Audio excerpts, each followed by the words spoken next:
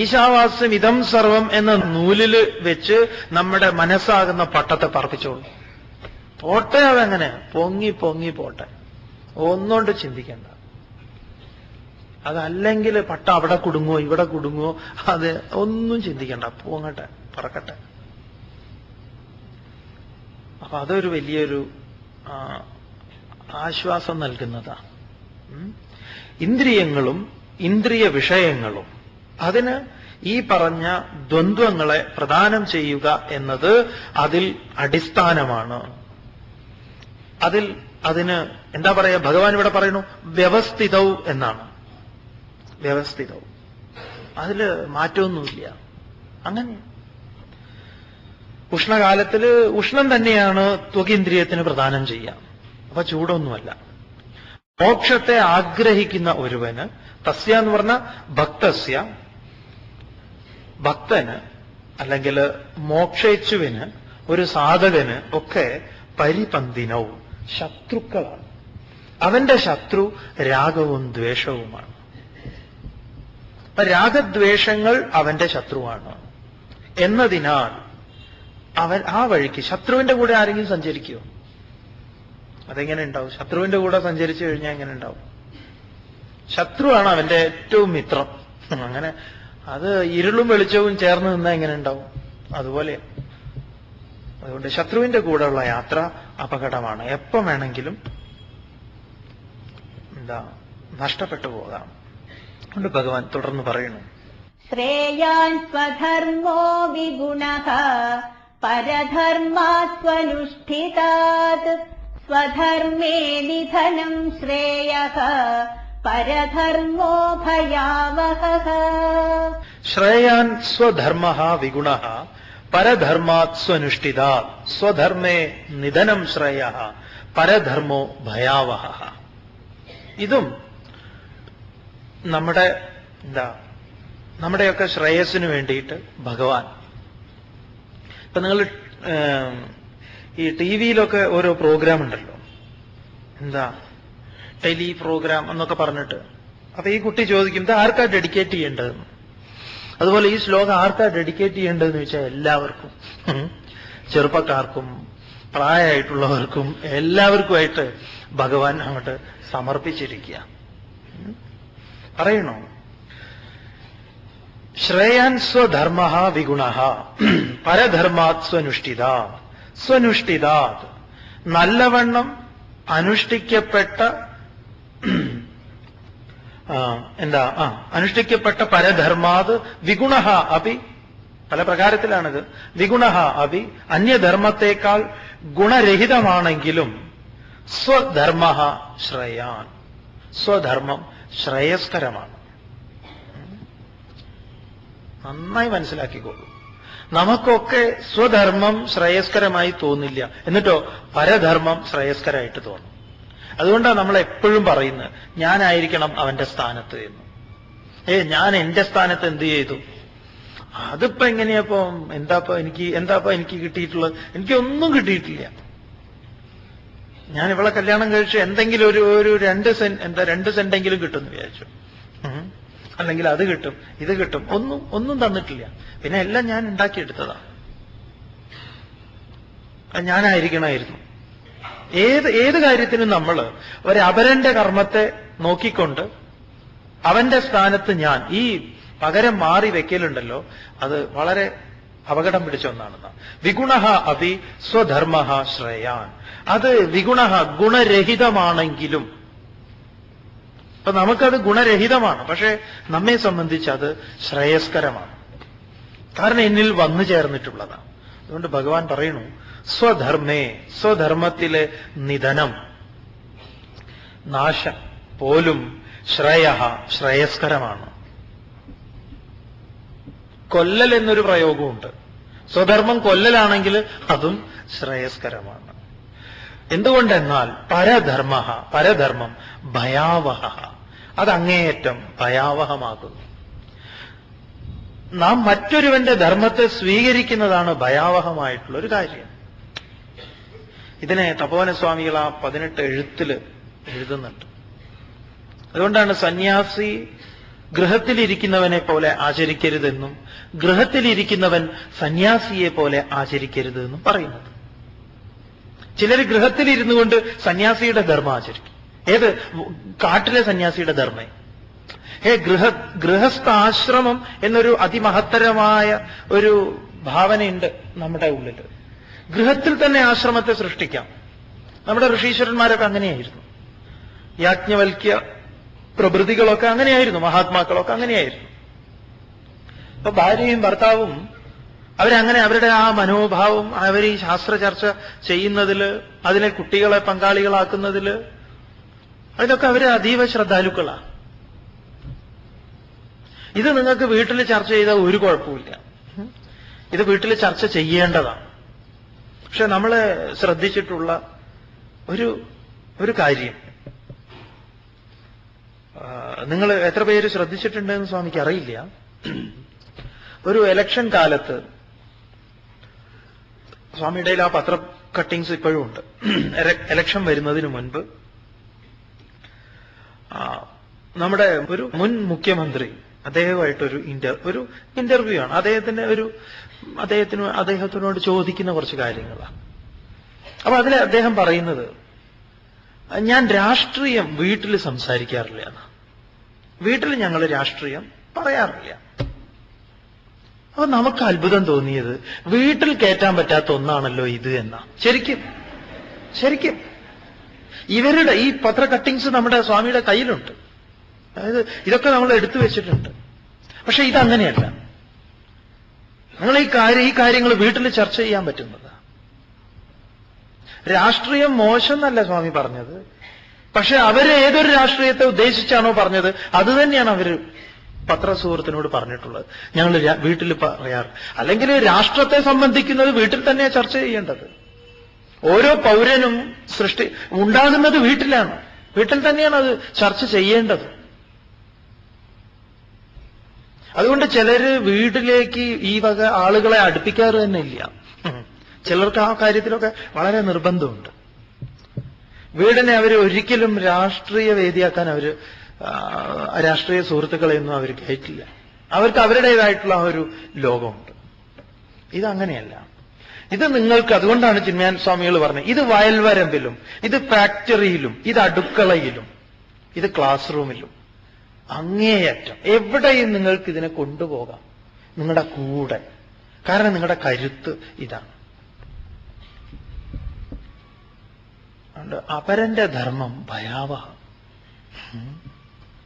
സ്വധർമ്മം നിധനം ശ്രേയ. ഇതൊക്കെ വലിയ വലിയ ഇതൊന്നും ഒരു പ്രകാരത്തിലും ഇതൊന്നും ശരിയല്ല എന്ന് ഒരാൾക്കും ഇതുവരെ സ്ഥാപിക്കാൻ സാധിച്ചിട്ടില്ല, സാധിക്കുകയും ഇല്ല. നമ്മളൊക്കെ അന്വേഷിക്കുന്നത് ഈ പരന്റെ ധർമ്മമാണ്. നമ്മൾ പലതും ചെയ്യുന്ന കാര്യത്തിലൊക്കെ ഉണ്ട് നമുക്കിത്. എന്തെങ്കിലുമൊക്കെ ആലോചിക്കുന്ന സമയത്ത്, എന്തെങ്കിലുമൊക്കെ ഒരു ബിസിനസ് തുടങ്ങാൻ ആലോചിക്കുമ്പോൾ നമ്മൾ എന്താ ആദ്യം നോക്കുക? എന്തൊക്കെയാണ് എവിടേക്കാ ആരൊക്കെയാ തുടങ്ങിയിട്ടുള്ളത്? മലയാളിക്ക് ഒരു കാലത്ത് ഗൾഫിൽ പോയി കുറച്ച് കഴിഞ്ഞ് വന്നാൽ ഉടനെ ബിസിനസ്സാണ് അയാൾക്ക്. അതാരെങ്കിലും എന്തെങ്കിലുമൊക്കെ ചെയ്യുക. പഞ്ചാബിൽ പോയിട്ട് ഒരാൾ കണ്ടുപിടിച്ചു, ഇവിടെ ഇല്ലാത്തൊരു കടയുണ്ട്, അത് തുടങ്ങാണ്. എന്താ? Barber shop. അവിടെ തീരെ ഇല്ല. അവിടെ ഉള്ളവർക്ക് അത് ആവശ്യമില്ല. പിന്നെ നിങ്ങളത് അവിടെ കൊണ്ടുപോയിട്ട് തുടങ്ങിയിട്ട് എന്ത് കാര്യമാണ്? ഇല്ലേ? അവിടെ വളരെ കുറച്ച് ആളുകളെ അത് ചെയ്യാറുള്ളൂ. ഒരു ദിവസം അയാൾ ഇങ്ങനെ ഒരുപാട് നടന്നു, ഒരു ബാർബർ ഷോപ്പ് അന്വേഷിച്ചു. നോക്കുമ്പോൾ അവിടെ എവിടെയില്ല. അദ്ദേഹം ആലോചിച്ചില്ല, ഈ സിഖ് സമൂഹം ഇത് മുടിയും താടിയും ഒന്നും വെട്ടാത്തവരാണെന്നുള്ള അദ്ദേഹം അറിഞ്ഞില്ല. അദ്ദേഹത്തിന് ആലോചിച്ചിരുന്ന വലിയൊരു എയർ കണ്ടീഷൻ ഷോറൂം ഇവിടെ തുടങ്ങിക്കളയാം. അപ്പൊ ആരൊക്കെയാണ്? കാല, ദേശ, കവ്യയാഗമോ, കശ്ചാഹം, കാജമേ ശക്തി, ഇത് ചിന്യം മുഹുർമുഹു.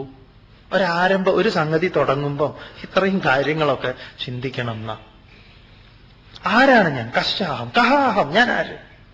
കവ്യയാഗമോ, എനിക്ക് വരവ് ചെലവെന്ത്? കാജമേ ശക്തി, എത്ര എനിക്ക് ശക്തിയുണ്ട്? കാലി മിത്രാണി, ആരൊക്കെയാണ് എന്റെ സുഹൃത്തുക്കള്?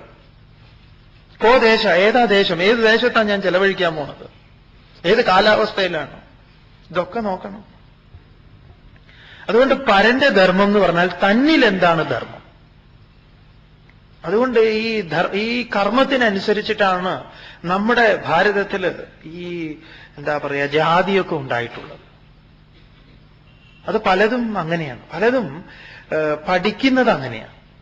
ഒരു കൊശവന്റെ മകൻ ഇത് പഠിക്കുന്നത്, അത് പഠിപ്പിച്ചാൽ ശരിയാവില്ല. ഒരിക്കലും ഒരു രാജാവ് വളരെ നല്ല, നമുക്ക് വളരെ ചൈനീസ് കഥയാണ്, വളരെ ഹൃദ്യമായി തോന്നിയിട്ടുള്ളൊരു കഥയാണ്. ഒരു രാജാവ്, അദ്ദേഹം 15 വർഷമായി അദ്ദേഹത്തിന്റെ ഈ രാജ്യത്ത് അദ്ദേഹത്തിന് വേണ്ടി മാംസം തയ്യാറാക്കുന്ന ഒരാളുണ്ട്. അപ്പൊ ഇദ്ദേഹത്തിന് ഒരു നിർബന്ധം, അദ്ദേഹത്തിന്റെ മുൻപിൽ വെച്ച് മൃഗത്തെ വെട്ടണം, അതിന്റെ എല്ലാ ഭാഗങ്ങളും എടുക്കുന്നത് അദ്ദേഹത്തിന് കാണണം.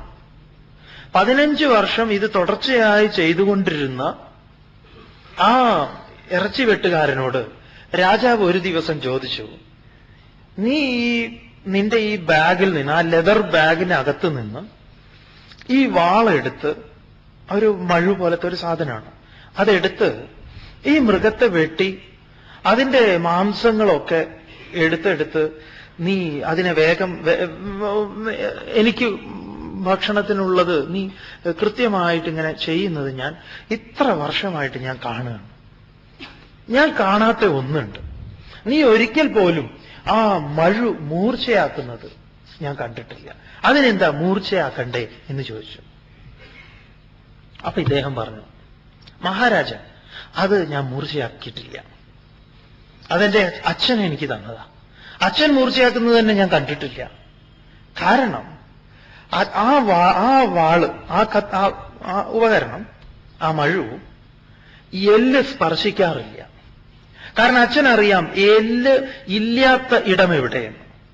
ഒറ്റ വെട്ടിലാണ് അച്ഛൻ മൃഗങ്ങളെ രണ്ടാക്കുക. ഞാനും അതുപോലെ തന്നെ, അങ്ങ് കണ്ടിട്ടില്ലേ? ഈ വാള് എല്ല് സ്പർശിക്കാറേ ഇല്ല.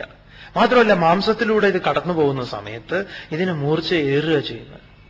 ഇത് നിരന്തരം എല്ലിൽ തട്ടിയാൽ മാത്രമേ ഇത് മൂർച്ചയാക്കേണ്ടി വരുന്നുള്ളൂ. ആ രാജാവിന് അത്ഭുതമായി. ശരിയാണ്, ഇവൻ ആ ജോയിന്റിലൊക്കെ ഇങ്ങനെ കടത്തി അങ്ങോട്ട് വിട്ടേക്കും. അങ്ങനെ അത് കൃത്യമായിട്ട്. നിങ്ങൾ ബോംബെയിൽ പോയി കഴിഞ്ഞാൽ ചക്ക മുറിച്ച് വെച്ച് കണ്ടു കഴിഞ്ഞാൽ അത്ഭുതപ്പെട്ടു പോകും. നമ്മളൊരു ചക്ക മുറിച്ചു കഴിഞ്ഞാൽ എത്ര ചൊള, അതിന്റെ ആ ചൊളയുണ്ടല്ലോ, നടു ചീന്തി കുരു ചെതറി വീട്ടിൽ മുഴുവൻ ഉണ്ടാവും. നടക്കുമ്പോൾ കാലിലിങ്ങനെ ഒട്ടിപ്പിടിക്കും. ഒരു ചക്ക മുറിച്ചതാണെങ്കിൽ കാണാം അല്ലേ, എന്താ ഈ കാലിന്റെ അടിയിൽ പിടിച്ചത് നോക്കുമ്പോ വെട്ടി, പിന്നെയും വെട്ടി, അതങ്ങനെ ഒരൊറ്റ ചൊള പോലും ഒരു പോറലും ഏൽക്കാതെ അവരങ്ങനെ. കാരണം ഒരു ചുളയ്ക്ക് അവിടെ വിലയുണ്ട്, 2 രൂപ 3 രൂപയാണ്. നമ്മുടെ മലയാളികൾ തന്നെ അവിടെ ഇങ്ങനെ പോയി നിന്ന് കഴിച്ചു പോകും. ഒരു 5 രൂപയൊക്കെ കൊടുത്തിട്ട് ചക്കക്കുരു മേടിച്ച് കവറിലിട്ടിട്ട് കൊണ്ടുപോകും. എന്തിനാ? കറി വെക്കാൻ. ഇവൻ ഇവിടെ ഇരിക്കുമ്പോ അവന് അതിന്റെ വില അറിയില്ല. അവിടെ പോയപ്പോ അങ്ങനെ നാവില് വെള്ളം വരും. എന്നിട്ട് അപ്പൊ അതെങ്ങനെയാ സ്വാമി മുറിക്കണതൊന്നും ഞങ്ങൾക്ക് പറഞ്ഞു തരൂ. എങ്ങനെയാന്ന് ചോദിച്ചു കഴിഞ്ഞാൽ അതിങ്ങനെ ഒന്നും പറഞ്ഞിട്ടൊന്നും വിട്ടില്ല. അതിങ്ങനെ ആദ്യം തന്നെ അതിന്റെ ഒരു അളവുണ്ടല്ലോ. ഈ ഒരു മാതൊളി നാരങ്ങ, ഒരു നാരങ്ങയുണ്ട്. ഈ നാരങ്ങ പൊളിക്കലിന്റെ വിദ്യ എങ്ങനെയാണ്? ഇതും നേർതാക്കില്ല. അതിന്റെ ആ തൊലി എത്രയുണ്ടോ അത്ര മാത്രം കത്തി അങ്ങോട്ട് പോകും. എന്നിട്ട് അതിനെ ഇങ്ങനെ ഇങ്ങോട്ടേക്ക് ആയി കഴിഞ്ഞാൽ അതിന്റെ ചുള തന്നെ ഇങ്ങനെ ഇതാവും. പിന്നെ ആ ചുള വിടർന്നു കഴിഞ്ഞാൽ പിന്നെ അതിന്റെ തണ്ട് മാത്രം ഇങ്ങോട്ട് ഇതാക്കിയാൽ മതി. ഒറ്റ ചുള പോലും അത് കത്തി ഏൽക്കില്ല എന്ന് പറയും. അതൊരു കലയാണ്. അപ്പൊ ഇദ്ദേഹം പറഞ്ഞു, എന്റെ ഈ മഴു എല്ല് തൊടാറില്ല. അപ്പൊ രാജാവിന് അത്ഭുതമായി. രാജാവ് പറഞ്ഞു, എന്നാലേ എനിക്കതൊന്ന് പഠിക്കണം. ഇദ്ദേഹം പറഞ്ഞു, ഒരു രക്ഷയില്ല, ഇത് പഠിപ്പിക്കാൻ പറ്റില്ല. ഇത് പറയാനാണ് സ്വാമി ഇത്രയും പറഞ്ഞത്. മഹാരാജൻ, ഇത് പഠിപ്പിക്കാൻ പറ്റില്ല. പിന്നെയോ, ഇത് ഞാൻ അച്ഛനെ സഹായിച്ച് അച്ഛനിൽ നിന്ന് നുകർന്നെടുത്തതാണ്. വിദ്യകളൊക്കെ എടുക്കുന്നത് ഇങ്ങനെ, ഞാൻ നുകർന്നെടുത്തതാണ് പറയും. അച്ഛൻ എന്നോട് ഒരുപാട് വർഷം ഞാൻ അച്ഛന്റെ കൂടെ കഴിഞ്ഞിട്ടുണ്ട്. അച്ഛന് ഈ മൃഗങ്ങളെ അതിന്റെ അടുത്തേക്ക് കൊണ്ടു കൊടുക്കുക, അച്ഛൻ ഇത് മഴ ചോദിക്കുന്ന സമയത്ത് അത് എടുത്തു കൊടുക്കുക, അച്ഛന് വെള്ളം എടുത്തു കൊടുക്കുക. ഞാൻ ദൂരെ നിന്ന് അച്ഛനെ നിരീക്ഷിക്കുകയായിരുന്നു. അങ്ങനെ നിരീക്ഷണത്തിലൂടെ, നിരന്തര സമ്പർക്കത്തിലൂടെ ഞാൻ പകർന്നെടുത്ത വിദ്യയാണ്. അങ്ങേക്ക് ഇത് പഠിക്കണമെന്ന് ആഗ്രഹമുണ്ടെങ്കിൽ അങ്ങ് എന്റെ കൂടെ വന്ന് ഇതുപോലെ ഞാൻ എന്റെ അച്ഛനെ സഹായിച്ചതുപോലെ അങ്ങ് എന്നെ സഹായിക്കണം. അങ്ങേക്ക് സാധിക്കുമെങ്കിൽ ചിലപ്പോൾ ഒരു 10 വർഷം കൊണ്ടൊക്കെ ഇതുപോലെ എന്നെപ്പോലെ ഒരു ഇറച്ചി വെട്ടുകാരനാവാം. ചില വിദ്യകളൊക്കെ അങ്ങനെയാണ്. അത് കണ്ടാൽ നമുക്കറിയാം പരമ്പരയാലുള്ള കൈമാറ്റം. അങ്ങനെ ആ ഒരു കൈമാറ്റത്തിലൂടെ പൂജാകർമ്മം ചെയ്യുന്ന പൂജാരിയെ നോക്കുമ്പം വലിയൊരു ഇതുണ്ട്. സ്വാമി, അല്ലെങ്കിൽ നിങ്ങൾ വിവാദത്തിലേക്ക് പോയി പോകും. കാരണം ഇവൻ ചെറുതാവുമ്പം തന്നെ നേദ്യവും തേവാരവും അതും ഇതുമൊക്കെ കണ്ട് കണ്ട് കണ്ട് അച്ഛന്റെ കൈകൾ പോകുന്നതും അച്ഛൻ പ്രാണാഹുതി ചെയ്യുന്നതുമൊക്കെ ഇവൻ ചെറുപ്പം മുതലേ ഇങ്ങനെ കണ്ട് കണ്ട് അവന്റെ ഉള്ളില് അതൊരു പ്രത്യേക കൈമാറ്റമാണ്. 3 വർഷം കൊണ്ടൊന്നും അല്ലെങ്കിൽ 5 വർഷം കൊണ്ടൊന്നും അത് കൈമാറ്റം ചെയ്യപ്പെടാവുന്നതല്ല. ചില വിദ്യകൾ അതിങ്ങനെ കൈമാറ്റം ചെയ്യപ്പെടേണ്ടതാണ്. അത് ഭാരതത്തിൽ പ്രത്യേകിച്ചും. പക്ഷെ അതൊന്നും നിയമത്തിന്റെ മുൻപിലോ മറ്റുള്ളതിന്റെ ഇതിലോ പോയി കഴിഞ്ഞാൽ അതിനൊന്നും യാതൊരു സാധുതയും ഇല്ല. ഇപ്പൊ പറയാണ് ഈ വിദ്യ ഇങ്ങനെ നുകർന്നെടുക്കേണ്ടതാന്ന് പറഞ്ഞാൽ അങ്ങനെ നുകരുന്ന വിദ്യയൊന്നും ഇവിടെ വേണ്ട എന്ന് പറയും. അല്ലേ? ചിലതങ്ങനെ. ബിസിനസ് പോലും അങ്ങനെയല്ലേ? അച്ഛൻ മകനെ ബിസിനസ് പഠിപ്പിക്കുക. മോനെ 2 കാര്യങ്ങളാണ് ബിസിനസ്സിൽ വേണ്ടത്. എന്താണ് അച്ഛാ? പറഞ്ഞ വാക്ക് പാലിക്കണം. 2 സത്യസന്ധത. അറിയാം നിനക്ക്? പറയൂ അച്ഛൻ, വിശദീകരിക്കൂ. അതായത് 1 ബിസിനസ് തന്ത്രമാണ്, 1 ഈ പറഞ്ഞാൽ വാക്ക് പാലിക്കുക എന്നുള്ളത്. അതായത് ഒരാൾക്ക് നീ എന്തെങ്കിലും ഏറ്റാൽ, ഒരു വാക്ക് കൊടുത്താൽ നീ ആ വാക്കിനെ തല പോയാലും മാറ്റരുത്. നീ അതിനെ പാലിക്കണം. ഇതാണ് നമ്മുടെ ബിസിനസ്സിലെ ഒരു മോട്ടോ. ഇത് നീ സ്വീകരിക്കണം. മനസ്സിലായി? ശരി, മനസ്സിലായി. ബിസിനസിന്റെ ആ തന്ത്രം എന്താ? പറയൂ അച്ഛാ. ഇങ്ങനെയൊരു വാക്ക് ഒരാൾക്കും കൊടുക്കരുത്.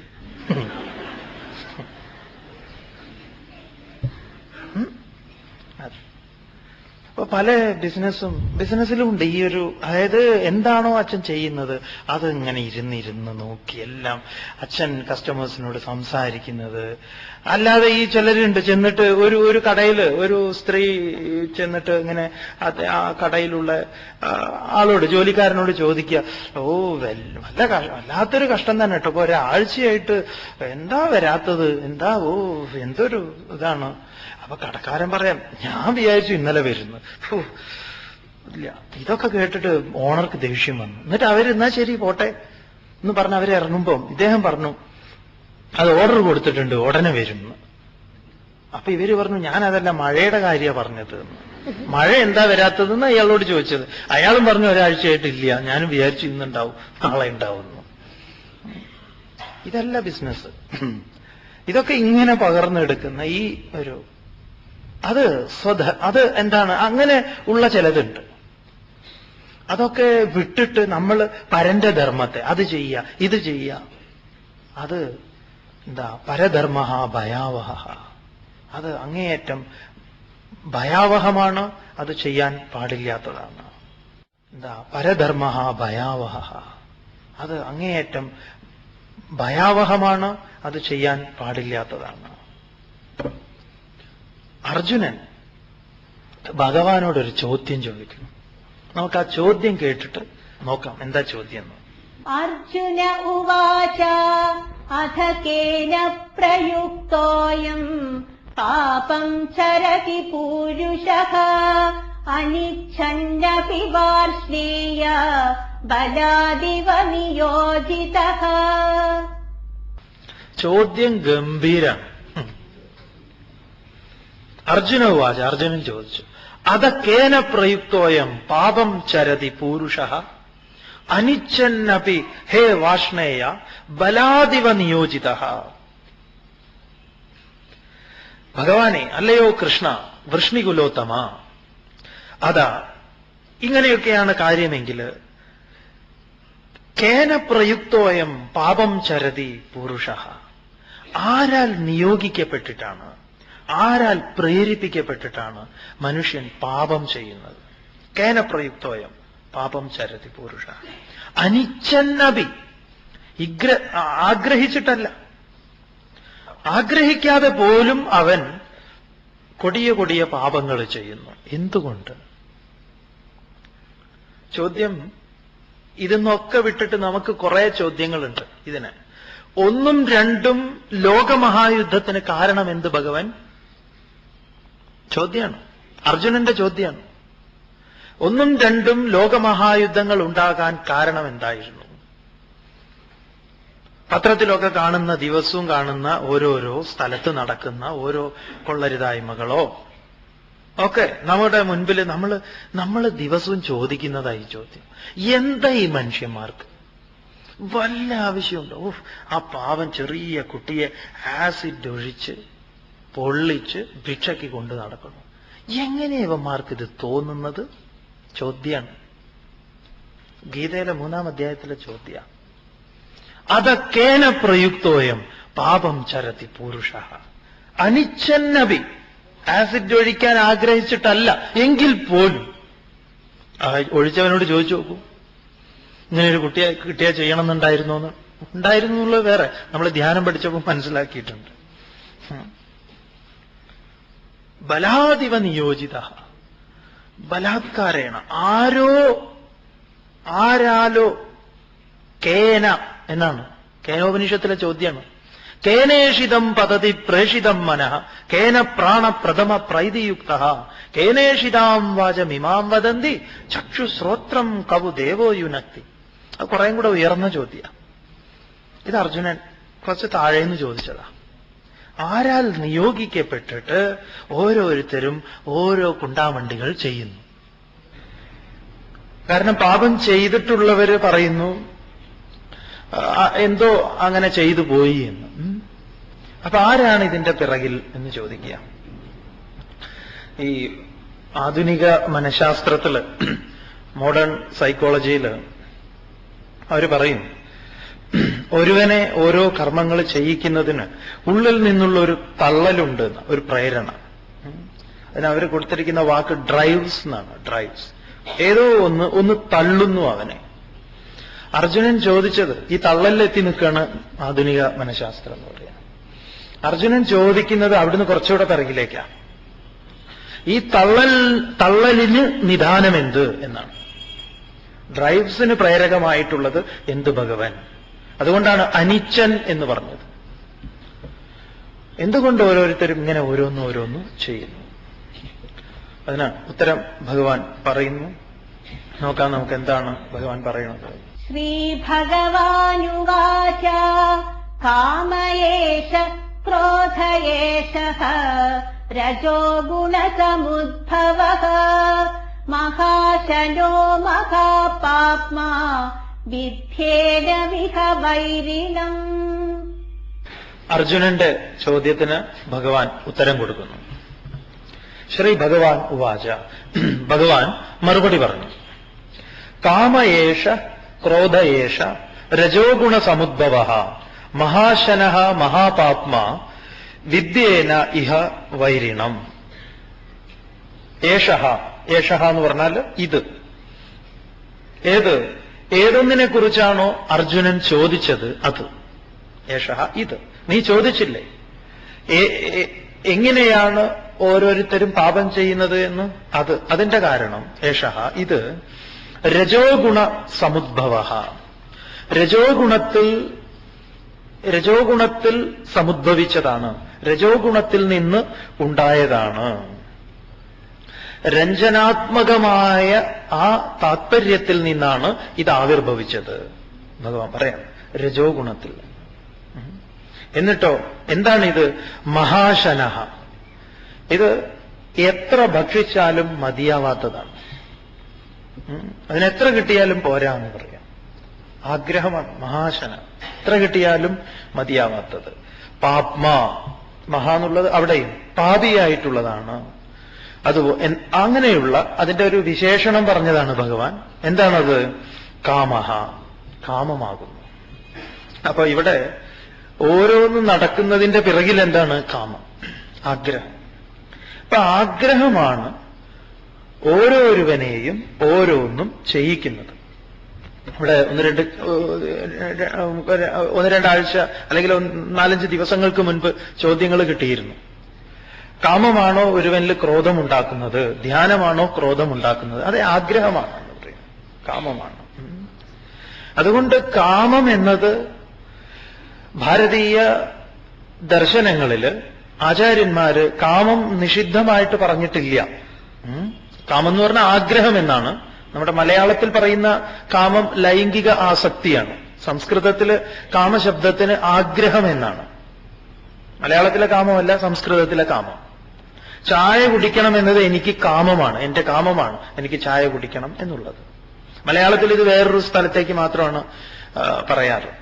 അത് സംസ്കൃതത്തിൽ ചില ശബ്ദങ്ങൾ സ്വാമി അറിയാതെ എന്താ പറയാ പറഞ്ഞിട്ടില്ലെങ്കിൽ നിങ്ങൾക്ക് ഇങ്ങനെ ഒരു സംശയം, ഇതെന്താ ഈ സ്വാമി ഇങ്ങനെ കാമം കാമം കാമം എന്ന് പറയുന്നത്, ഇവര് ശരിയില്ലല്ലോ സ്വാമി. അതെ, ആളുകൾ ഇങ്ങനെ കണ്ടീഷൻഡ് ആണെന്ന് പറയാം. അവര് കേട്ടതൊക്കെ വെച്ചിരുന്നിട്ട് നമ്മളാണ് ഇത് അറിയാതെ ഇങ്ങനെ അടിച്ചു വിടുകയും ചെയ്യും. അതുകൊണ്ട് സംസ്കൃത ശബ്ദങ്ങൾ മലയാളത്തില്, അത് മലയാളം തന്നെയാണ് സംസ്കൃതം, എന്നാലും ലൗകിക സംസ്കൃതവും വൈദിക സംസ്കൃതവും, സംസ്കൃതത്തിന് തന്നെ പല ഭേദങ്ങളുണ്ട്.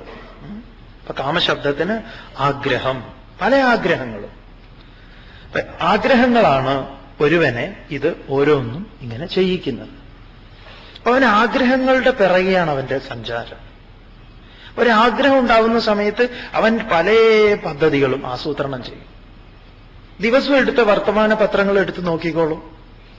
ഒരു കൊലപാതകം നടന്നിട്ടുണ്ടെങ്കിൽ അതിന്റെ തുടർച്ചയായിട്ടുള്ള ബാക്കി ഭാഗം വരും, നമുക്ക് പിറ്റേന്നോ അതിന്റെ പിറ്റേന്നോ ഒക്കെ ആയിട്ട് കിട്ടും. അപ്പൊ എല്ലാറ്റിലും അവസാനം എത്തി നിൽക്കുന്നത് നമുക്ക് മനസ്സിലാവും, ഇല്ലേ? ആരുടെയൊക്കെയോ ചില ആഗ്രഹങ്ങളായിരുന്നു. എന്നാൽ ശരി, സ്വാമി ആഗ്രഹത്തിനെതിരാണോ? അല്ല, അതാണ് പറയുന്നത്. ആഗ്രഹത്തിന് ഭാരതം അല്ലെങ്കിൽ ഭാരതത്തിലെ ഋഷീശ്വരന്മാര് ആചാര്യന്മാര് ആഗ്രഹിക്കാൻ പാടില്ല എന്ന് പറഞ്ഞിട്ടില്ല. ആഗ്രഹമില്ലാതെ സ്വാമി ജീവിക്കാൻ പറ്റുമോ? ആഗ്രഹമില്ലാതെ ജീവിക്കാം, അല്ല, ആഗ്രഹത്തോടു കൂടിയും ജീവിക്കാം. ആഗ്രഹം എന്നത്, കാമം എന്നത് ചതുർവിധ പുരുഷാർത്ഥങ്ങളിൽ ഒന്നായിട്ട് പറഞ്ഞിരിക്കുന്നു. പക്ഷെ അത് ആദ്യമല്ല. ചതുർവിധ പുരുഷാർത്ഥത്തിൽ ഒന്നാമത്തെ പുരുഷാർത്ഥം ധർമ്മമാണ്, രണ്ടാമത് അർത്ഥമാണ്, മൂന്നാമത് കാമമാണ്, നാലാമത് മോക്ഷം. അപ്പൊ ധർമ്മമാണ് എല്ലാറ്റിൻ്റെയും അടിസ്ഥാനം. ധാർമ്മികമായ കാമം, ധർമാനുസൃതമായ കാമം. നമ്മളാണെങ്കിലോ ഈ ആഗ്രഹങ്ങൾ കൊടുക്കലാണ് നമ്മുടെ ജോലി തന്നെ. കുട്ടികളെ തന്നെ ആഗ്രഹിപ്പിക്കില്ലയോ പലതും പറഞ്ഞിട്ട്? നിനക്ക് ഞാൻ ചോക്ലേറ്റ് തരാം, തരുമോ? ചോക്ലേറ്റ് തരുമോ? ഉറപ്പോ? ഉറപ്പ്. ദേ പിന്നെ കാല് മാറരുതേ, അല്ലേ? എത്ര ചോക്ലേറ്റ് തരും? ഒരു ചോക്ലേറ്റ്. അങ്ങനെ ഒരു ആഗ്രഹത്തെ ജനിപ്പിക്കുക. കാരണം അവന് ഇത് കിട്ടിയാൽ വേണമെന്നുണ്ട്. അങ്ങനെ ഇങ്ങനെ ഈ ആഗ്രഹങ്ങളൊക്കെ കൊടുക്കുമ്പം ചിലപ്പം നമ്മൾ വളരെ സൂക്ഷിക്കണം. ചിലപ്പോൾ അതിൽ തന്നെ നമുക്ക് വലിയ നഷ്ടം സംഭവിച്ചു എന്ന് വരും. ഒരു കുട്ടി ഇതുപോലെ, ഒരു കുട്ടിയെ തൽക്കാലം ആ ചുറ്റുപാടിൽ നിന്ന് മാറ്റി നിർത്തണം. എന്തിനാന്ന് പറഞ്ഞാൽ, ഒരാള് അയാളുടെ വിവാഹം നിശ്ചയിച്ചു. അയാൾ കല്യാണം കഴിക്കാൻ പോകുന്ന കുട്ടി അവരുടെ റിലേഷനാണ്, ആള് വിദേശത്താണ്. അപ്പൊ വിദേശത്ത് നിന്ന് വന്ന് കുടുംബക്കാരൊക്കെ ആലോചിച്ചു, അവരെ വിവാഹം നിശ്ചയിച്ചു. അപ്പൊ വിവാഹം നിശ്ചയിച്ചു കഴിഞ്ഞ് രണ്ടുപേർക്കും മുൻപേ അറിയുന്നതാണ്. വലിയ സന്തോഷമായി. അങ്ങനെ ഇയാൾ പോവുകയാണ്, വിദേശത്തേക്ക് പോവുക. അപ്പൊ പോകുന്നത് യാത്ര പറയാനും എല്ലാം കൂടെ ആയിട്ട് ഈ കുട്ടിയുടെ വീട്ടിലേക്ക് വന്നതാ. നല്ല കാലത്തിന് കുട്ടിയുടെ അച്ഛനും അമ്മയൊന്നുമില്ല, ഈ കുട്ടിയുടെ അനുജനും കുട്ടിയും മാത്രമുണ്ട്. അവർ രണ്ടുപേരും ഇങ്ങനെ സംസാരിക്കുക. അപ്പൊ ഇയാൾ വിചാരിച്ചാവും നന്നായി, കുറച്ചു നേരം സംസാരിക്കാൻ പറ്റുമല്ലോ, നല്ല ഇതുള്ളതാ. അപ്പൊ ഇവനെ തൽക്കാലം അവിടുന്ന് ഒഴിവാക്കണം. ആര്? ഈ അനുജന്. അപ്പൊ അവനോട് പറഞ്ഞു, മോൻ പോയിട്ട് ആ മുകളിലേ മുകളിൽ പോയിട്ട് പിന്നെ ഈ അവിടെ നമ്മുടെ താഴെ ബാൽക്കണി ഇവിടേക്ക് നോക്കിയാലേ, റോഡിലേക്ക് നോക്കിയാൽ ഒരു ചുവന്ന തൊപ്പി വെച്ച് ഒരാൾ വരുന്നുണ്ടാവും. അയാളെ കണ്ട അങ്കിളിനോട് പറയും. അപ്പൊ ചോദിച്ചു, ഞാൻ ഒരു ചോക്ലേറ്റ് തരാമെന്ന് പറഞ്ഞു. അപ്പൊ ഇവൻ അവിടെ പോയി പെട്ടെന്ന് തന്നെ ഇവൻ തിരിച്ചിറങ്ങിയിട്ട് ചോദിച്ചു, ഒരാളെ കണ്ടാല് അതെ ഒരു ചോക്ലേറ്റ്, 2 തൊപ്പി വെച്ച ആളെ കണ്ടാലോ? അപ്പൊ അയാൾ ചോദിച്ചു, എന്തായാലും 2, എന്നാ ശരി ആൾക്ക് വീതം ഓരോ ചോക്ലേറ്റ്. അപ്പൊ അവൻ പറഞ്ഞു, വേഗം വരാൻ. കാരണം ഡിവൈഎഫ്ഐയുടെ ജാഥ പോവുക. അവന് വലിയൊരു ഭാഗ്യം. വേഗം വരൂ, നിറയെ ആൾക്കാരതാ പോണെന്ന് പറയാം. അവനവിടെ വിശ്വസിക്കാൻ പറ്റില്ല അത് കണ്ടപ്പം. ചെറിയ കുട്ടിയായിരിക്കുമ്പം തന്നെ കുട്ടികളെ തന്നെ ആഗ്രഹിപ്പിക്കില്ലയോ പലതും പറഞ്ഞിട്ട് അല്ലേ? ഗണപതി ഇതിന്റെ ഉത്തമ ദൃഷ്ടാന്തമാണ്. ഗണപതിയുടെ വാഹനം എലിയാണ് അല്ലേ? കുട്ടികൾക്കൊക്കെ ഉണ്ടാകുന്ന സംശയമാണ്, ഇത്രയും തടിച്ച ഒരു മനുഷ്യന് ഇങ്ങനെ ഒരു വാഹനം അല്ലേ? അപ്പൊ എന്താണ് വാഹനം എന്ന് പറഞ്ഞാൽ? വാഹനം എന്ന് പറഞ്ഞാൽ നമുക്ക് യാത്ര ചെയ്യാനുള്ളതാണ് അല്ലേ? യാത്ര ചെയ്യുന്നതാണ് വാഹനം. ആഗ്രഹങ്ങളാണ് മനുഷ്യനെ യാത്ര ചെയ്യിക്കുന്നത്. ആഗ്രഹങ്ങളാകുന്ന വാഹനങ്ങളിലാണ് നാം യാത്ര ചെയ്യുന്നത്. ഗീത കേൾക്കണം, അറിയണം എന്ന ആഗ്രഹമാണ്. ആ ആഗ്രഹത്തിന്റെ മുകളിൽ കയറിയിരുന്നിട്ടാണ് നിങ്ങൾ ഇവിടെ ഇരിക്കുന്നത്. എവിടെയും ആളുകൾ പോകുന്നത് ഈ ആഗ്രഹത്തിലാണ് യാത്ര ചെയ്യുന്നത്. ഗംഭീരമാണ്. എലിയാണ് ആഗ്രഹം. എന്താണ് ആഗ്രഹങ്ങളുടെ സ്വഭാവം? കാർന്ന് തിന്നുക. എലി അങ്ങനെയാണ്, കാർന്ന് തിന്നു. പക്ഷെ ഗണപതിയുടെ എലി ഗണപതിയുടെ സമ്മതമില്ലാതെ തിന്നില്ല. അതിങ്ങനെ പിടിച്ചുകൊണ്ടിരിക്കുക. ഗണപതി തിന്നുന്നത് കണ്ടിട്ടുണ്ടോ? ഇല്ല. അതങ്ങനെ ലഡു മോദകം ഇങ്ങനെ എടുത്ത് എപ്പോഴാ ഗണപതി പറയുന്നത് കാത്തിരിക്കുക. നമ്മുടെ അറിവ് കൂടാതെ ആഗ്രഹങ്ങള് അതിന്റെ മുകളിൽ നമ്മൾ യാത്ര ചെയ്യില്ല എന്ന് പറയാം. അതൊരു സിദ്ധപുരുഷന്റെ നമുക്ക് ആയിത്തീരേണ്ട ഒന്നാണ് ഗണപതി. അതുകൊണ്ട് മനസ്സ് ബുദ്ധി രണ്ട് കാലുകളാണ്. മനസ്സ് ബുദ്ധി. അതുകൊണ്ട് ഒരു കാലിൽ പിണച്ചു വെക്കും ഗണപതി. മനോബുദ്ധികളെ ഏകമാക്കിയാൽ ആഗ്രഹങ്ങൾക്ക് അടക്കമുണ്ടാവും. ആഗ്രഹങ്ങൾ വിനയാന്വിതനായിട്ട് തൊഴുകൈയോടുകൂടിയിട്ട് അവിടെ നിൽക്കും. ആ ആഗ്രഹങ്ങളെ പൂർത്തീകരിക്കുന്നത് ലോകത്തിന് പോലും അനുഗ്രഹമാകും. ഗണപതിയുടെ കഥ തന്നെ അതാണ്. മലര് കൊടുത്ത് ശാന്തനായി എന്ന് പറയുന്നതൊക്കെ വലിയൊരു അതിൽ നിറയെ തത്വങ്ങളാണ്. സ്വാമിജിയുടെ നല്ലൊരു പുസ്തകമുണ്ട്, art of God symbolism, Chinmayananda സ്വാമികളുടെ. വേറെയും നിങ്ങൾക്ക് പുസ്തകം കിട്ടും, സിംബോളിസം ഇൻ ഹിന്ദുയിസം എന്ന് പറഞ്ഞുകൊണ്ട് തേജോമയാനന്ദ സ്വാമികളുടെ. ഇതിലൊക്കെ നമ്മുടെ ദേവതകളുടെ ആ രൂപം ഏതിനെ പ്രതിനിധാനം ചെയ്യുന്നു?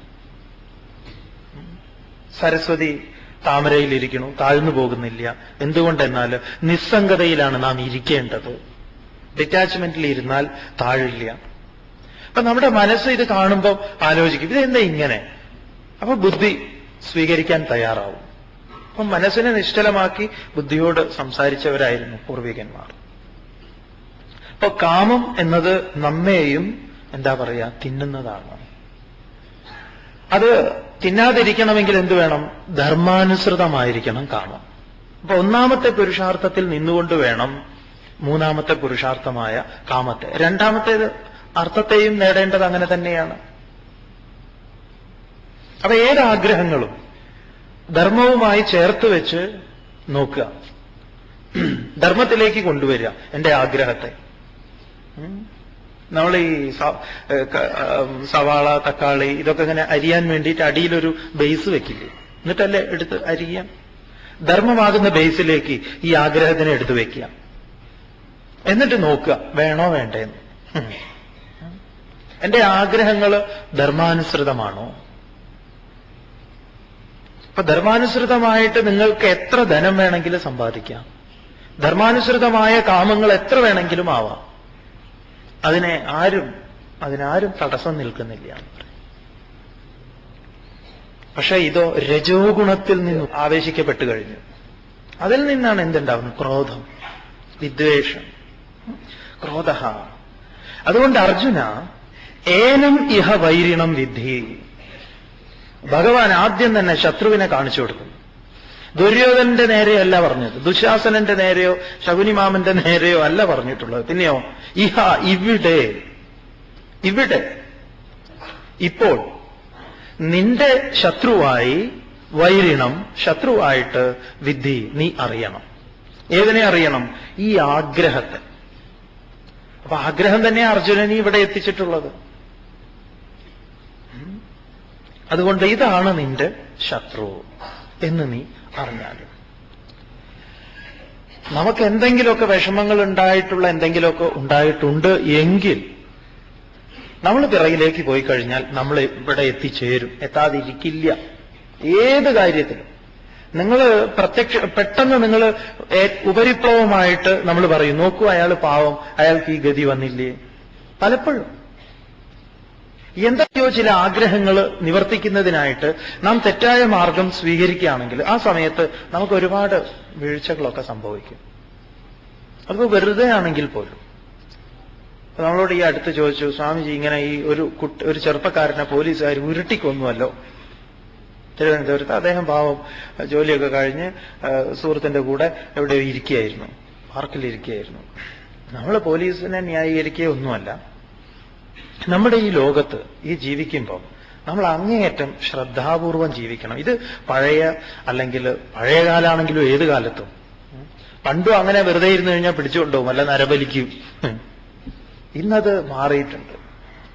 മനസ്സിലാക്കാൻ ശ്രമിക്കുക. പണ്ട് കൽപ്രതിമകൾക്ക് മുൻപിലായിരുന്നു നരബലി നടന്നിരുന്നതെങ്കിൽ ഇന്ന് രാഷ്ട്രീയ കൊടികൾക്ക് മുൻപിലാണ് അത് നടന്നുകൊണ്ടിരിക്കുന്നത്. നരബലിക്ക് കുറവൊന്നുമില്ല. അന്ന് അന്ധമായ ചില പ്രമാണങ്ങൾക്ക് മുൻപിൽ, വിശ്വാസങ്ങൾക്ക് മുൻപിൽ മനുഷ്യനെ വളരെ ദാരുണമായി കൊന്നിരുന്നുവെങ്കിൽ കൊല്ലലിന് ഇന്നും ഒരു കുറവുമില്ല. ഒരു കുറവുമില്ല. ബിംബം മാറിയിട്ടുണ്ടെന്നേ ഉള്ളൂ. കൽപ്രതിമ മാറി, പകരം വേറെ എന്തെങ്കിലും കൊടി അടയാളങ്ങളൊക്കെ വരും അവിടെ, അത്രയേ ഉള്ളൂ. നമ്മൾ വിചാരിക്കേണ്ട പുരോഗമിച്ചു എന്നൊന്നും. അപ്പൊ നാം കഴിയുന്ന ചുറ്റുപാടില് നമ്മൾ അങ്ങേയറ്റം ജാഗ്രതയുള്ളവരായിരിക്കണം. അതുകൊണ്ട് രാത്രി ആ സമയത്ത് ഒരാവശ്യമില്ലാതെ അവിടെ ഇവിടെയും പോയിരിക്കുക, അങ്ങനെയുള്ളതൊക്കെ നമ്മുടെ എന്തൊക്കെയോ ചില ആഗ്രഹങ്ങൾ നിവർത്തിക്കേണ്ടതുണ്ട്. അപ്പം നമ്മളും അങ്ങനെയുള്ളതിൽ പെട്ടുകഴിഞ്ഞാൽ ഇങ്ങനെയുള്ളതൊക്കെ സംഭവിക്കാം. കർമ്മത്തിന് ബലമുണ്ട്. ഇനി ഇതൊന്നും അല്ലെങ്കിലും ഉണ്ടല്ലോ സ്വാമി, വീട്ടിലിരിക്കുന്നത് പിടിച്ചു കൊണ്ടുപോകുന്നത് ഉണ്ട്. നോക്കിക്കഴിഞ്ഞാൽ അങ്ങനെ പറയാൻ തുടങ്ങിക്കഴിഞ്ഞാൽ കുറെ ഉണ്ടാവും. ഏതായാലും നമ്മൾ വളരെ ജാഗ്രതയോടുകൂടി ഇരിക്കേണ്ടിയിരിക്കണം. ഏതിന്റെ കാര്യത്തിൽ? ഈ കാമത്തിന്റെ കാര്യത്തിൽ നമ്മൾ വളരെ ജാഗ്രതയോടുകൂടി ഇരിക്കേണ്ടിയിരിക്കണം. ഏതിന്റെ കാര്യത്തിൽ? ഈ കാമത്തിന്റെ കാര്യത്തിൽ. പല ആഗ്രഹങ്ങളുടെ നിവർത്തിക്ക് വേണ്ടിയിട്ടാണ്. ഇപ്പൊ ജോലി എന്ന് പറയുമ്പോഴേക്കും ഓടി അത് ചെയ്തു, ഇത് ചെയ്തു, ഞാൻ അത് ചെയ്യാം, ഇത് ചെയ്യാം, എന്നാ ശരി, ഈ സൂട്ട് കേസ് അവന് കൊണ്ടു കൊടുക്കും, എന്നാ ശരി, എന്താ ഏതാണെന്നറിയാതെ എടുത്തു പോവുക, കൊണ്ടു കൊടുക്കുക. എന്തൊക്കെയോ ചില ആഗ്രഹങ്ങളുണ്ട് തനിക്ക് നിവർത്തിച്ച് കിട്ടേണ്ടത്. അതിന് ശരിയായിട്ടുള്ള വഴിയിൽ പോയാൽ കിട്ടില്ല എന്നറിയാം. അപ്പം പോവാ. എന്നിട്ട് അതിൽ പിടിക്കപ്പെട്ട് കഴിഞ്ഞാലോ, അയ്യോ ഞാൻ പാവം, എനിക്കൊന്നും അറിയില്ലായിരുന്നു. ശരിയാണ്. പക്ഷെ നിനക്ക് ഒടുങ്ങാത്ത കാമമുണ്ടായിരുന്നു. ബാഹ്യമായി നീ നിരപരാധിയാണ് മോനെ, പക്ഷെ നിന്നിലെ കാമത്തിന്റെ അളവുണ്ടല്ലോ, അത് കുറച്ചൊന്നും ആയിരുന്നില്ല. എല്ലാ പ്രശ്നങ്ങൾക്കും നിദാനമായിട്ട് നിലകൊള്ളുന്നത് ഇതാണ്. ഇത് ഇല്ലാത്തവന് പിന്നെ ആരെയും ഒന്നും പേടിക്കണ്ട എന്ന് പറയും. പോലീസ് പിടിച്ചുകൊണ്ടായാലും കുഴപ്പമില്ല, ഉരുട്ടിയാലും കുഴപ്പമില്ല. കാരണം ഉരുട്ടാൻ തോന്നില്ല. അവനെ കൊണ്ട് ചപ്പാത്തി ഉരുട്ടിക്കാൻ തോന്നുന്നു അവർക്ക് വേണ്ടിയിട്ട്. കാമത്തെ ജയിക്കേണ്ടതുണ്ട്. കാമമാണ് നിന്റെ ശത്രു. ഇവിടെ ഇപ്പോൾ അറിഞ്ഞുകൊള്ളൂ. ആഗ്രഹങ്ങൾ എന്ന് പറഞ്ഞാൽ ധർമാനുസൃതമല്ലാത്ത ആഗ്രഹങ്ങൾ. ഏതാഗ്രഹവും എനിക്ക് സാധിക്കേണ്ടതാണോ, ആ ആഗ്രഹമാണ് എന്റെ ലക്ഷ്യമെങ്കിൽ ആ ലക്ഷ്യത്തെ പൂർത്തീകരിക്കുന്നതിന് ഞാൻ തിരഞ്ഞെടുക്കുന്ന മാർഗം ധർമാനുസൃതമാണോ? ആലോചിച്ചോളുക. പരീക്ഷയിൽ റാങ്ക് വേണമെന്ന് ആഗ്രഹമുണ്ട്. ശരി, വന്ന സമയത്ത് 000 എന്നാ ഇപ്പുറത്തൊരു വേറൊരു സംഖ്യയിട്ട് 0ന് വില കൊടുക്കാം. വില കൊടുത്തു കഴിഞ്ഞാൽ പിന്നീടുണ്ടാവുന്ന വിഷമങ്ങളൊക്കെ എന്തൊക്കെയാണ് അല്ലേ? ഒരുപാടുണ്ട് സ്വാമി, അതിനെ വിസ്തരിച്ച് ഉദാഹരിക്കേണ്ട ആവശ്യമില്ല.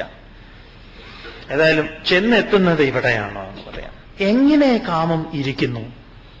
ഗംഭീരമായ ഉദാഹരണം ഭഗവാൻ നിരത്തുന്നു. ഇത് വ്യാസഭഗവാന്റെയും അല്ലെങ്കിൽ അതെ ഇതിൽ നമ്മൾ കാണുക അതാണല്ലോ, ആ ഒരു കവിയുടെ കവിത്വം. എങ്ങനെയാണ് കാമം ആവൃതമായിരിക്കുന്നത്, എവിടെയൊക്കെയാണ് എന്ന് വിസ്തരിക്കണം. നോക്കാം എവിടെയൊക്കെയാണ്. ധൂമേനാവ്രിയതേ വന്യഃ യഥാദർശോ മലേന ച യഥോൽവേനാവൃതോ ഗർഭഃ തഥാ തേനേദമാവൃതം. ധൂമേന ആവ്രിയതേ വഹ്നിഃ യഥാദർശഃ മലേന ച യഥാ ഉൽബേന ആവൃതഃ ഗർഭഃ തഥാ തേന ഇദം ആവൃതം. ധൂമേന ആവ്രിയതേ വഹ്നിഃ. വഹ്നിഃ ധൂമേന, അഗ്നി പുകയാൽ. അഗ്നി പുകയാൽ മറയ്ക്കപ്പെട്ടിരിക്കണു.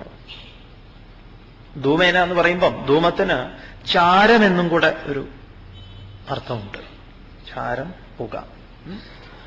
അപ്പൊ ചാരത്താൽ മറഞ്ഞിരിക്കുന്ന അഗ്നി, ചാരം നീക്കണം, എന്നാലേ അഗ്നിയെ കാണൂ. അതുപോലെ ആദർശ മലേനച, ആദർശം എന്ന് പറഞ്ഞാൽ കണ്ണാടി. കണ്ണാടിയിൽ അഴുക്ക്, മലം എന്ന് പറഞ്ഞാൽ പൊടിപടലങ്ങൾ, അഴുക്ക്. ഇതും മലയാളത്തിലെ അല്ല, സംസ്കൃതത്തിലെ മലം എന്ന് പറഞ്ഞാൽ അഴുക്ക് എന്നാണ്, പൊടിപടലങ്ങൾ എന്ന്.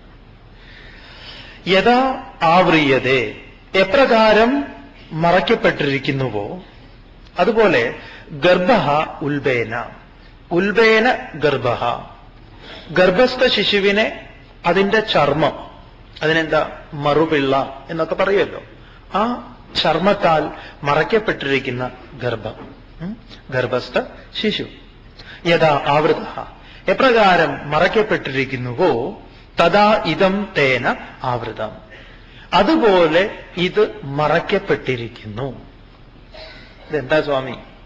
3 മറകളാണ് ഭഗവാൻ ഇവിടെ പറയുന്നത്. 3 പ്രകാരത്തിലുള്ള മറകൾ. അജ്ഞാനം ആവൃതമായിട്ടിരിക്കുകയാണ്. ജ്ഞാനത്തെ മറച്ചിരിക്കുന്നു. ഈശാവാസ്യ ഉപനിഷത്തില് ഒരു മന്ത്രമുണ്ട്. ഹിരൺമയേന പാത്രേണ സത്യസ്യാഭിഹിതം മുഖം തത്വം പൂഷന്നപാവൃണു സത്യധർമായ ദൃഷ്ടയെ. സത്യത്തിന്റെ മുഖം മറച്ചിരിക്കുന്നത് സ്വർണ്ണ നിർമ്മിതമെന്ന മൂടി കൊണ്ടാണ്. ഉപനിഷത്ത് പറയുമ്പോൾ അങ്ങനെയാ പറയുന്നത്. അതുകൊണ്ട് ഹേ പൂഷൻ, സത്യധർമായ, സത്യത്തെ ധർമ്മമായി സ്വീകരിച്ചിട്ടുള്ള എനിക്കായിക്കൊണ്ട് അപാവൃണു, മാറ്റിയാൽ എന്നാണ്. ഇവിടെ പറയുന്നു ഈ 3 പ്രകാരത്തിൽ, അഗ്നി പുകയാൽ ചാരത്താൽ മറയ്ക്കപ്പെട്ടതുപോലെ, കണ്ണാടിയിൽ അഴുക്ക് പിടിച്ച് മറയ്ക്കപ്പെട്ടതുപോലെ, അതുപോലെ ഗർഭഃ ഉൽബേന ആവ്രിയതേ, ഏത് പ്രകാരം ഗർഭസ്ഥ ശിശു മറയ്ക്കപ്പെട്ടിരിക്കുന്നു, ഇതുപോലെ മറയ്ക്കപ്പെട്ടിരിക്കുന്നു എന്നാണ്. ഈ അജ്ഞാനം നിലകൊള്ളുന്നത് 3 തലങ്ങളിലാണ്. ഏതൊക്കെയാണ് 3 തലങ്ങൾ എന്ന് ചോദിച്ചാൽ, 1 ഇന്ദ്രിയ തലത്തില്, 2 മനസ്സിന്റെ തലത്തില്, 3 ബുദ്ധിയുടെ തലത്തില്. ഇങ്ങനെ ഇന്ദ്രിയ, മനോ, ബുദ്ധി തലങ്ങളിൽ അജ്ഞാനം ആവൃതമായി നിലകൊള്ളുന്നു. അതുകൊണ്ട് ജ്ഞാനം മറയ്ക്കപ്പെട്ടിരിക്കുന്നു. അപ്പൊ വഹ്നിഃ ധൂമേന എന്നുള്ളത് ബുദ്ധിപരമായിട്ടുള്ളതാ. ബുദ്ധിയിൽ കാര്യം നീങ്ങിക്കിട്ടുന്നത് ഇങ്ങനെയാണ്. അതൊന്ന് ഊതിയാൽ മതി, ഒരു ഊതലിന്റെ ആവശ്യമുള്ളൂ. അത് ഒരു കാറ്റ് വന്നു കഴിഞ്ഞാൽ പോവും, അപ്പം പ്രകടമാവും. ചിലപ്പോൾ നോക്കിക്കഴിഞ്ഞാൽ കാണില്ല, അഗ്നിയുണ്ടെന്ന് കാണില്ല. അതുകൊണ്ട് എന്തു വേണം? അതിനെ ഒന്ന് ഊതണം. ഊതിക്കഴിഞ്ഞാൽ അഗ്നി പ്രകടമാകും. ബുദ്ധിതലത്തിലുള്ള അജ്ഞാനം നീങ്ങാൻ ഇത്രയേ വേണ്ടൂ, ഊതുക എന്ന് പറഞ്ഞാൽ നിങ്ങൾ ഇങ്ങനെ ഇരുന്ന് ഊതി കിട്ടില്ല. കാരണം അത്രയേ ആവശ്യമുള്ളൂ എന്ന് പറയാം. അത് ഊതൽ എപ്പോഴാ സംഭവിക്കാന്നൊന്നും പറയാൻ പറ്റില്ല. അതൊരു മനസ്സിലാക്കല, ഒരു നീങ്ങിപ്പോകലാണ്. രണ്ടാമത്തതോ ആദർശ മലേനച എന്നുള്ളത് ആ ആത്മപ്രതിബിംബത്തെ മനസ്സിൽ മറയ്ക്കപ്പെടുന്നു. മനസ്സിന്റെ മറവാണ്, മനസ്സിൽ ആവൃതമായിരിക്കുന്നതാണ് കണ്ണാടിയിൽ അഴുക്ക് എന്നത്. കണ്ണാടിയിലെ അഴുക്ക് പോകാൻ ഊതിയാ പോരാ, പിന്നെയോ കുറച്ചൊന്ന് തുടയ്ക്കേണ്ടതുണ്ട്. ചെറിയ പ്രയത്നം എന്ന് പറഞ്ഞാൽ സാധനങ്ങളൊക്കെ ആവശ്യമാണ്, വളരെ കുറച്ചെങ്കിലും ഒന്ന് തുടച്ചു കഴിഞ്ഞാൽ കാണാം. മറ്റേത് അഗ്നി തുടയ്ക്കാൻ പറ്റില്ല, തുടയ്ക്കേണ്ട ആവശ്യമില്ല. മൂന്നാമത്തേതോ ഗർഭസ്ഥ ശിശു ആവരണം, ആ ചർമ്മത്താൽ ആവരണം എന്നത് അതിനെ തുടയ്ക്കാനോ ഊതാനോ പറ്റില്ല. പിന്നെയോ അവിടെ കാലം ആ മറയെ തീർക്കുന്നു, കാലം മറ ഇല്ലാതെയാക്കുന്നു. 10 മാസം ഇല്ലേ? അത് കഴിഞ്ഞാൽ ആ ആവരണത്തിൽ നിന്ന് അത് പുറത്തേക്ക് വരും. അതുകൊണ്ട് ഇന്ദ്രിയ തലത്തിലുള്ള അജ്ഞാനം നീങ്ങാൻ ചില അനുഭവങ്ങളൊക്കെ ആവശ്യമാണ്. ഇന്ദ്രിയ തലത്തിലുള്ള അജ്ഞാനത്തെ സൂചിപ്പിക്കുന്നു ഗർഭസ്ഥ ശിശുവിനെ ആവരണം മറച്ചിരിക്കുന്നതായിട്ട്. അത് പുറത്തു വന്നു കഴിഞ്ഞാൽ പിന്നെ അത് എന്താ പറയാ, ഈ ആ ഗർഭത്തിൽ നിന്ന് അത് പുറത്തു വന്നു കഴിഞ്ഞാൽ പിന്നെ അതിന്റെ സഹജമായ ഭാവത്തെ, ആ എന്താ മനുഷ്യക്കുട്ടിയാണെങ്കിൽ മനുഷ്യക്കുട്ടി, അതിനെ സ്വീകരിച്ചുകൊണ്ട് അത് വളർന്നു വലുതാവും. അത് മറച്ചിരിക്കുന്നത് പറഞ്ഞിരിക്കുന്ന എന്ത് ഭംഗിയായിട്ടാ അല്ലേ? അപ്പൊ ഇന്ദ്രിയ തലത്തില്, മനസ്സിന്റെ തലത്തില്, ബുദ്ധിയുടെ തലത്തില്. ഇന്ദ്രിയത്തിന്റെ തലത്തിൽ തന്നെ പല അനുഭവങ്ങളും സത്യമാണോ സത്യമല്ലേ എന്നറിയണമെങ്കിൽ നമുക്ക് കാലം വേണ്ടി വരും. ചിലപ്പോൾ കാലങ്ങളെ കൊണ്ടാണ് നമ്മളത് അറിയുക. മനസ്സിൻ്റെത് കുറച്ച് പ്രയത്നം ആവശ്യമാണ്. ബുദ്ധിയുടേതോ പെട്ടെന്നൊരു നീങ്ങല. എങ്ങനെ ഈ ബുദ്ധിയുടേത് അറിഞ്ഞ, ബുദ്ധിയുടേത് ഇതിൽ അറിയേണ്ടതായിട്ട് പിന്നെയും കുറച്ചെങ്കിലും ഒരു വിശദീകരിക്കേണ്ടതുള്ളൂ എന്ന് തോന്നുന്നു. അപ്പൊ നമ്മളൊരു യാത്ര ചെയ്യുന്ന സമയത്ത്, ട്രെയിനിൽ യാത്ര ചെയ്യുകയാണെങ്കിൽ ഒരു സ്റ്റേഷനിൽ നിർത്തി വണ്ടി. അപ്പൊ നമ്മൾ പ്ലാറ്റ്ഫോമിൽ വെള്ളം മേടിക്കാൻ വേണ്ടി പോയി. ആ സമയത്ത് വേറൊരു ട്രെയിൻ അപ്പുറം വന്നു. നമ്മളിങ്ങനെ നോക്കിക്കൊണ്ടിരിക്കുക. മക്കളെ അച്ഛൻ പുറത്തേക്ക് പോയിട്ടുണ്ട് വെള്ളം മേടിക്കാൻ. അപ്പൊ നോക്കുമ്പോ നമ്മുടെ ട്രെയിൻ ഇളകി. നമ്മൾ പെട്ടെന്ന് അയ്യോ അച്ഛൻ കയറിയോ നോക്കുമ്പോ ട്രെയിൻ ഇളകിയിട്ടില്ല അല്ലെ? അപ്പൊ ഇങ്ങോട്ട് നോക്കിയപ്പം ട്രെയിൻ ഇളകിയതായിട്ട് നമുക്ക് തോന്നിയതിന് കാരണം ഇളകുന്ന ഒന്നുമായി ചേർത്ത് വെച്ച് നമ്മുടെ ട്രെയിനിനെ നാം വിശകലനം ചെയ്യും. അങ്ങനെ നമ്മളൊരു പണിയൊന്നും ചെയ്തിട്ടില്ല, പക്ഷെ നമുക്ക് നമ്മുടെ അനുഭവം അതാണ്. നമ്മുടെ ട്രെയിൻ ഇളകിയത്. ഇവിടേക്ക് നോക്കിയപ്പം നമ്മുടെ ട്രെയിൻ ഇളകിയിട്ടില്ല എന്നുള്ളത് നമ്മൾ ഉൾക്കൊണ്ടു. ഈ കാഴ്ചയ്ക്ക് ശേഷം നമ്മൾ ഇങ്ങോട്ട് നോക്കുമ്പോഴും ഈ ട്രെയിൻ ഇളകുന്നത് തന്നെ നമുക്ക് വീണ്ടും ഭാവനയിൽ വരും. പക്ഷെ ആ സമയത്ത് നമ്മൾ അറിയുന്നുണ്ട് ഇതല്ല പോകുന്നത്, അതാണ് പോകുന്നത്. ഇതൊരു നീങ്ങലാണ്. എങ്ങനെയാണോ ഈ ചാരം ഒന്ന് ഊതിയപ്പം പോയത് ഇതുപോലെ വെളിപ്പെട്ട് കിട്ടുന്നത് ഇതുപോലെയാണ്. ക്രമാനുഗതമായിട്ടല്ല, ഒരു പ്രകടമാവലാണ്. മനസ്സിലുള്ളതൊക്കെ നീങ്ങാൻ കുറച്ച് എന്താ പറയാ പ്രയത്നത്തിന്റെ ആവശ്യമുണ്ട് എന്ന് പറയാം. കുറച്ചൊരു പ്രയത്നം. ഇതൊരു ക്രമത്തിലുള്ള ഒരു പോക്കാണ്. ഇവിടെ ഇങ്ങനെ മറ്റേത് നോക്കുമ്പോൾ ഒരു ക്രമവും ഇല്ല, ഏതും സംഭവിക്കാന്ന് പറയാം. അപ്പൊ ഈ മൂന്നിലുണ്ട് എങ്കിലോ, മൂന്നിലുണ്ടെങ്കിൽ വലിയ കഷ്ടമാണ് കാര്യം. മൂന്നിലും എല്ലാ പ്രകാരത്തിലും ഉണ്ട്, അതൊരു സത്യം. അപ്പൊ അതിൽ നിന്ന് ഒരു രക്ഷ ഇല്ല എങ്കിൽ ഇങ്ങനെ മറഞ്ഞിരിക്കുക. ഇതാണ് ബന്ധനം. ഇതിലാണ് അറിവ് മറഞ്ഞിരിക്കുന്നത്. ഇന്ദ്രിയങ്ങളില്, മനസ്സില്, ബുദ്ധിയില്. അപ്പൊ ഇതിനെ അതിവർത്തിച്ച് പുറത്തേക്ക് വരേണ്ടതുണ്ട്. അതുകൊണ്ട് നമുക്ക് പലപ്പോഴും മനസ്സിലാവില്ല ആര് ഇതിനെ അതിവർത്തിച്ചു. ചിലപ്പം ചില കുട്ടികൾ അങ്ങനെയുള്ളവരൊക്കെ നമ്മളോട് സംസാരിക്കുന്ന സമയത്ത്, ഇപ്പം നിങ്ങൾ ഇപ്പോഴൊക്കെ ഈ കുട്ടികളോട് ഈശ്വരന്റെ കാര്യം മറ്റു കാര്യങ്ങളൊക്കെ പറയുമ്പോൾ വളരെ സൂക്ഷിക്കേണ്ടതുണ്ട്. ചിലപ്പോൾ അവർ നന്നായി മനസ്സിലാക്കിയിട്ടുണ്ടാവും. എന്നിട്ട് നമ്മളോട് പറയും, അമ്മ ഏത് ഈശ്വരനെ കുറിച്ചാ പറയുന്നത് എന്നൊക്കെ പറഞ്ഞ് അവർ കുറച്ച് കാര്യങ്ങൾ പറയും. അപ്പോ നമുക്ക് പിന്നെ സംശയമായി.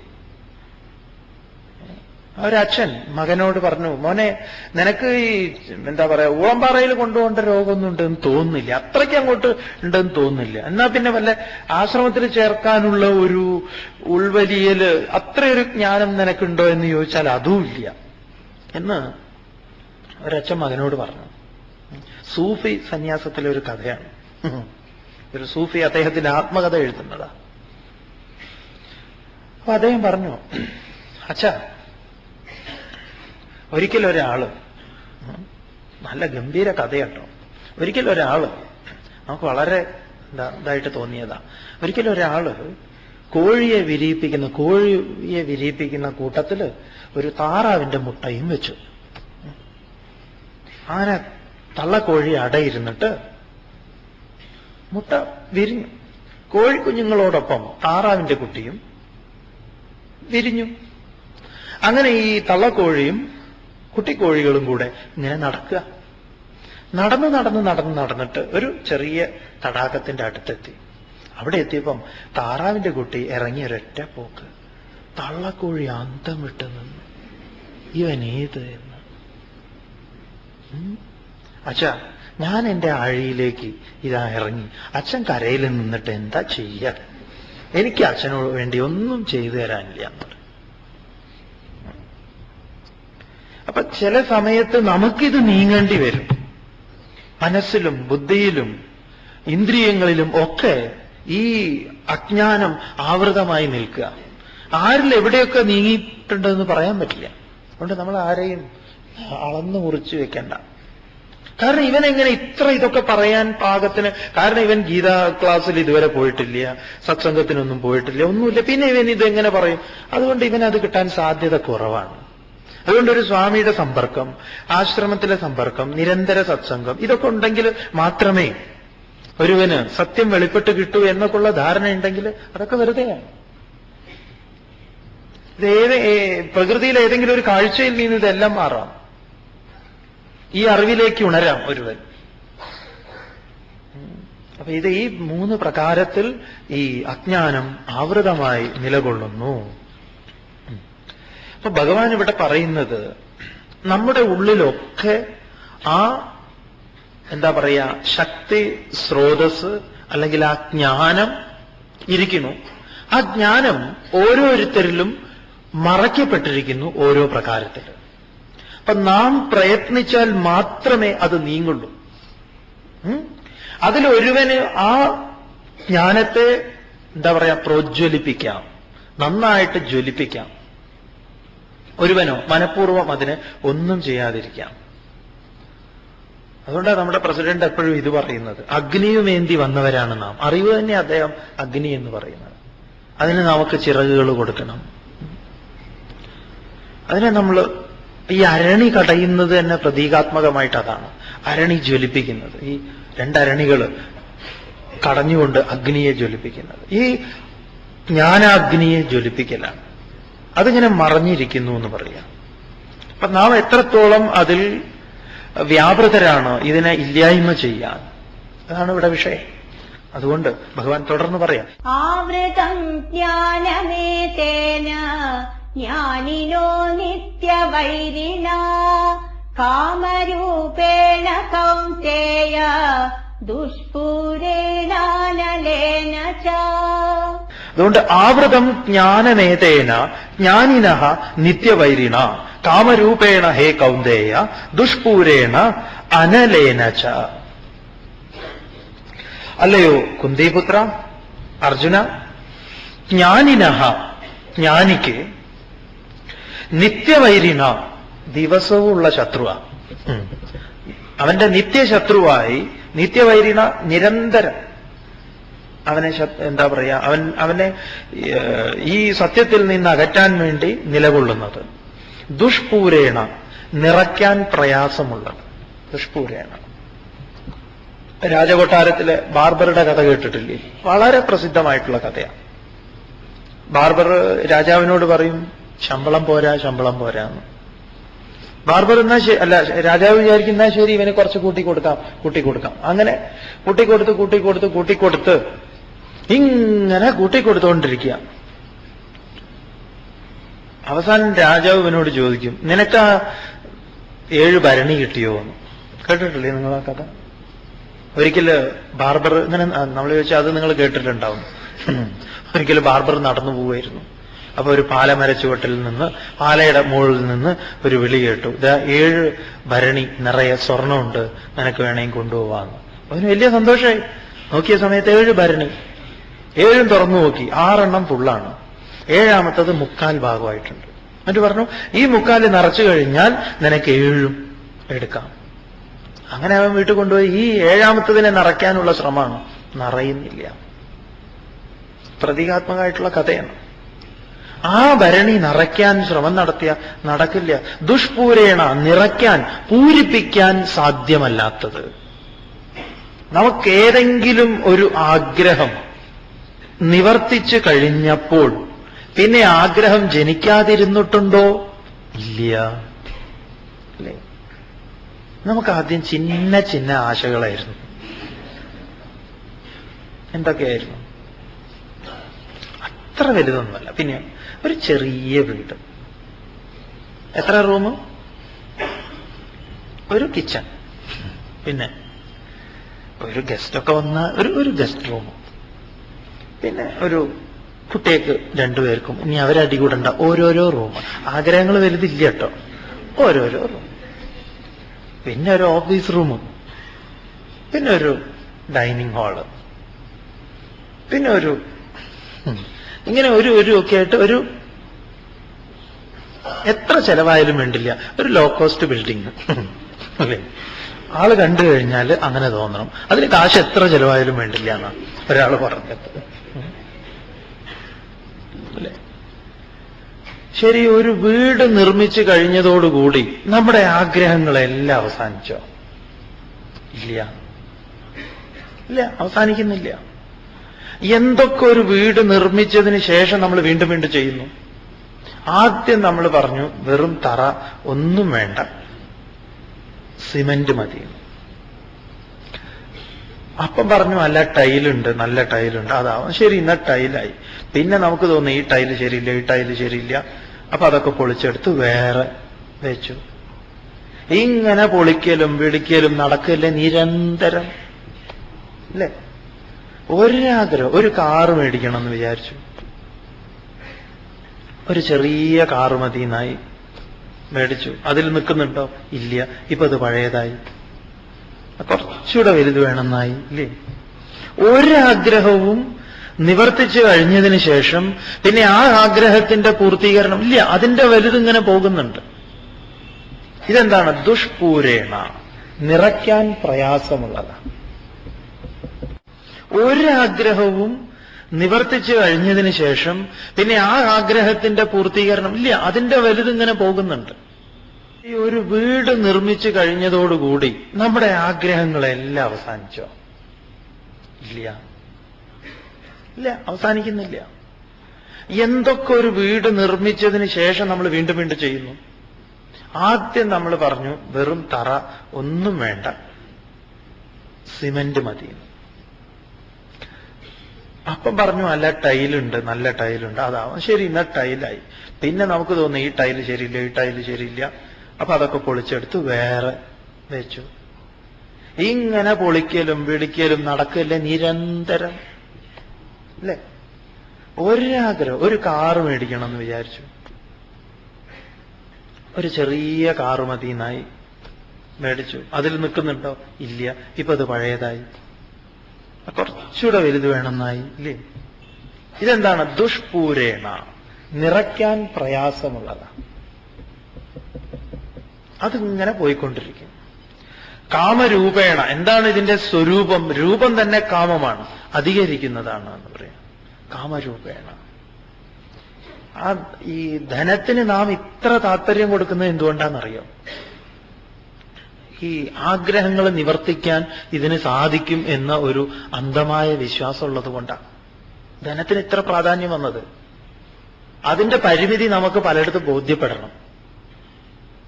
നിങ്ങൾക്ക് കൈലാസത്തിലൊക്കെ എത്തിയാലേ, നേപ്പാളിലെത്തിയാൽ തന്നെ നമ്മുടെ 500 രൂപയും 1000 രൂപയും അവിടെ എടുക്കില്ല. അപ്പൊ അവിടെ 100 രൂപയുടെ വില എന്താണെന്നറിയോ? നേപ്പാളിൽ 500 രൂപ 1000 രൂപ അവിടെ എടുക്കില്ല, നിയമവിരുദ്ധമാണ്. അപ്പൊ 100 രൂപ കണ്ടാൽ നമുക്ക് വലിയ സന്തോഷമായിരിക്കും.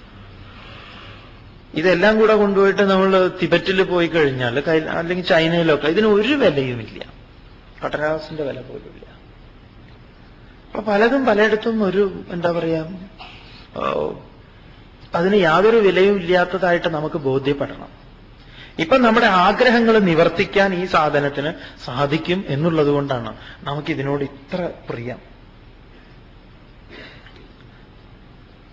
വേർപിരിഞ്ഞു കഴിയുന്ന ഭാര്യ ഭർത്താവിനൊരു എഴുത്തെഴുതി. ഭാര്യ തന്നെ നിങ്ങളെ വേണ്ടാന്ന് പറഞ്ഞു പോയതാ. ഒരു എഴുത്ത്. എന്താ എഴുത്ത്? ചേട്ടാ, ഞാൻ ഇന്ന് ആ തെറ്റ് ഞാൻ ഇന്ന് മനസ്സിലാക്കി. അങ്ങ് എത്ര വലിയ മനുഷ്യനായിരുന്നു എന്നുള്ളത് ഞാൻ ഇന്നാ മനസ്സിലാക്കിയത്.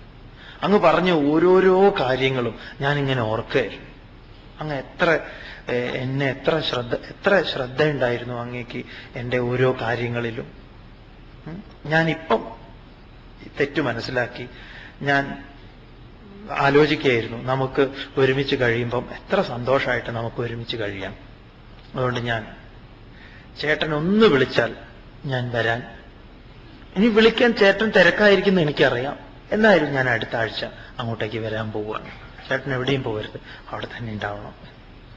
അത്ഭുതമായി. കത്തിന്റെ അടിയിലുണ്ട് എഴുതിയിരിക്കുന്നു, ചേട്ടന് ലോട്ടറി കിട്ടിയത് അറിഞ്ഞതിട്ട് എനിക്ക് അങ്ങേയറ്റാതെ സന്തോഷമുണ്ട്. നീ എത്രയും പെട്ടെന്ന് അവിടെ എത്തിച്ചേരേണ്ടതുണ്ട് എന്ന് പറയും. ഒരു ലോട്ടറി ടിക്കറ്റ് നമ്മുടെ സകലമാന എന്താ പറയാ സങ്കല്പങ്ങളെയും മാറ്റിമറയ്ക്കാൻ പോകുന്നതാകുന്നു. എന്താണ്? ധനമാണ് അവിടെ വിഷയം എന്ന് പറയും.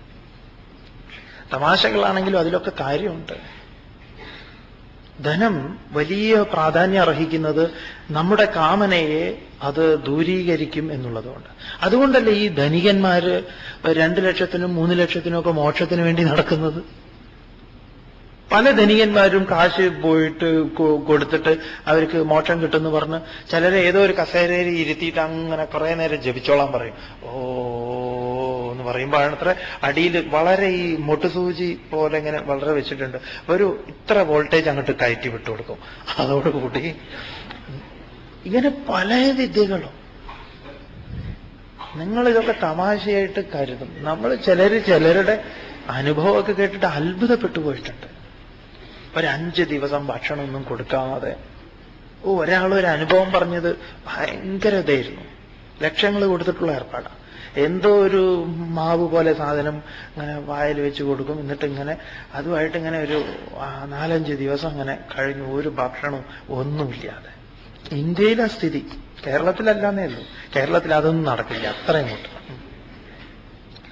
അവസാനം ഇദ്ദേഹം പറയാണ്, ഇന്ന് കിട്ടും സാക്ഷാത്കാരം, നാളെ കിട്ടും സാക്ഷാത്കാരം. നോക്കണേ, ഒരാൾക്ക് ഇന്ന് ഇതാ നിങ്ങൾക്ക് നാളെ റെഡിയാണ്, നാളെ 7 മണിക്ക് മുമ്പായിട്ട് കിട്ടും. ഇങ്ങനെ ലിസ്റ്റ് കൊടുത്തിരിക്കുക. നമ്മൾ മണ്ണെണ്ണ ഇന്ന് വരും, നാളെ വരും. റേഷൻ ഷോപ്പിൽ പോയിട്ട് ഇത് എപ്പോഴാ വരിക എന്ന് ചോദിക്കുമ്പോൾ പറയില്ലേ, ഇതുപോലെ നിങ്ങൾക്ക് ആയി തുടങ്ങിയിട്ടുണ്ട്. നെറ്റ് കണ്ടാൽ അറിയാം, കുറച്ചുകൂടെ ഉണ്ട്. അവസാനം അവർക്ക് സംഗതി മനസ്സിലായി, ഇത് കളിപ്പിക്കലാണ് എന്ന്. ഇനി എങ്ങനെങ്കിലും ജീവൻ രക്ഷപ്പെടുത്തണം. അങ്ങനെ പറയണം അദ്ദേഹം. 6-7 ദിവസം അതിൽ കിടന്നു.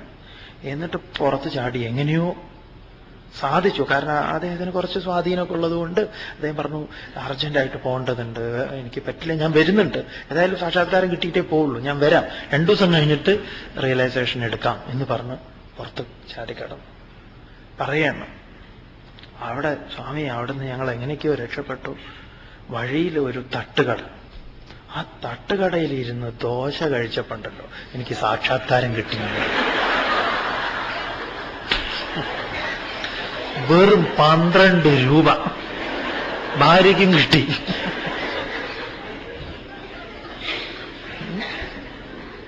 അങ്ങനെയാണ് ഈ എറണാകുളത്ത് 36 തരം സാക്ഷാത്കാരമുണ്ട്.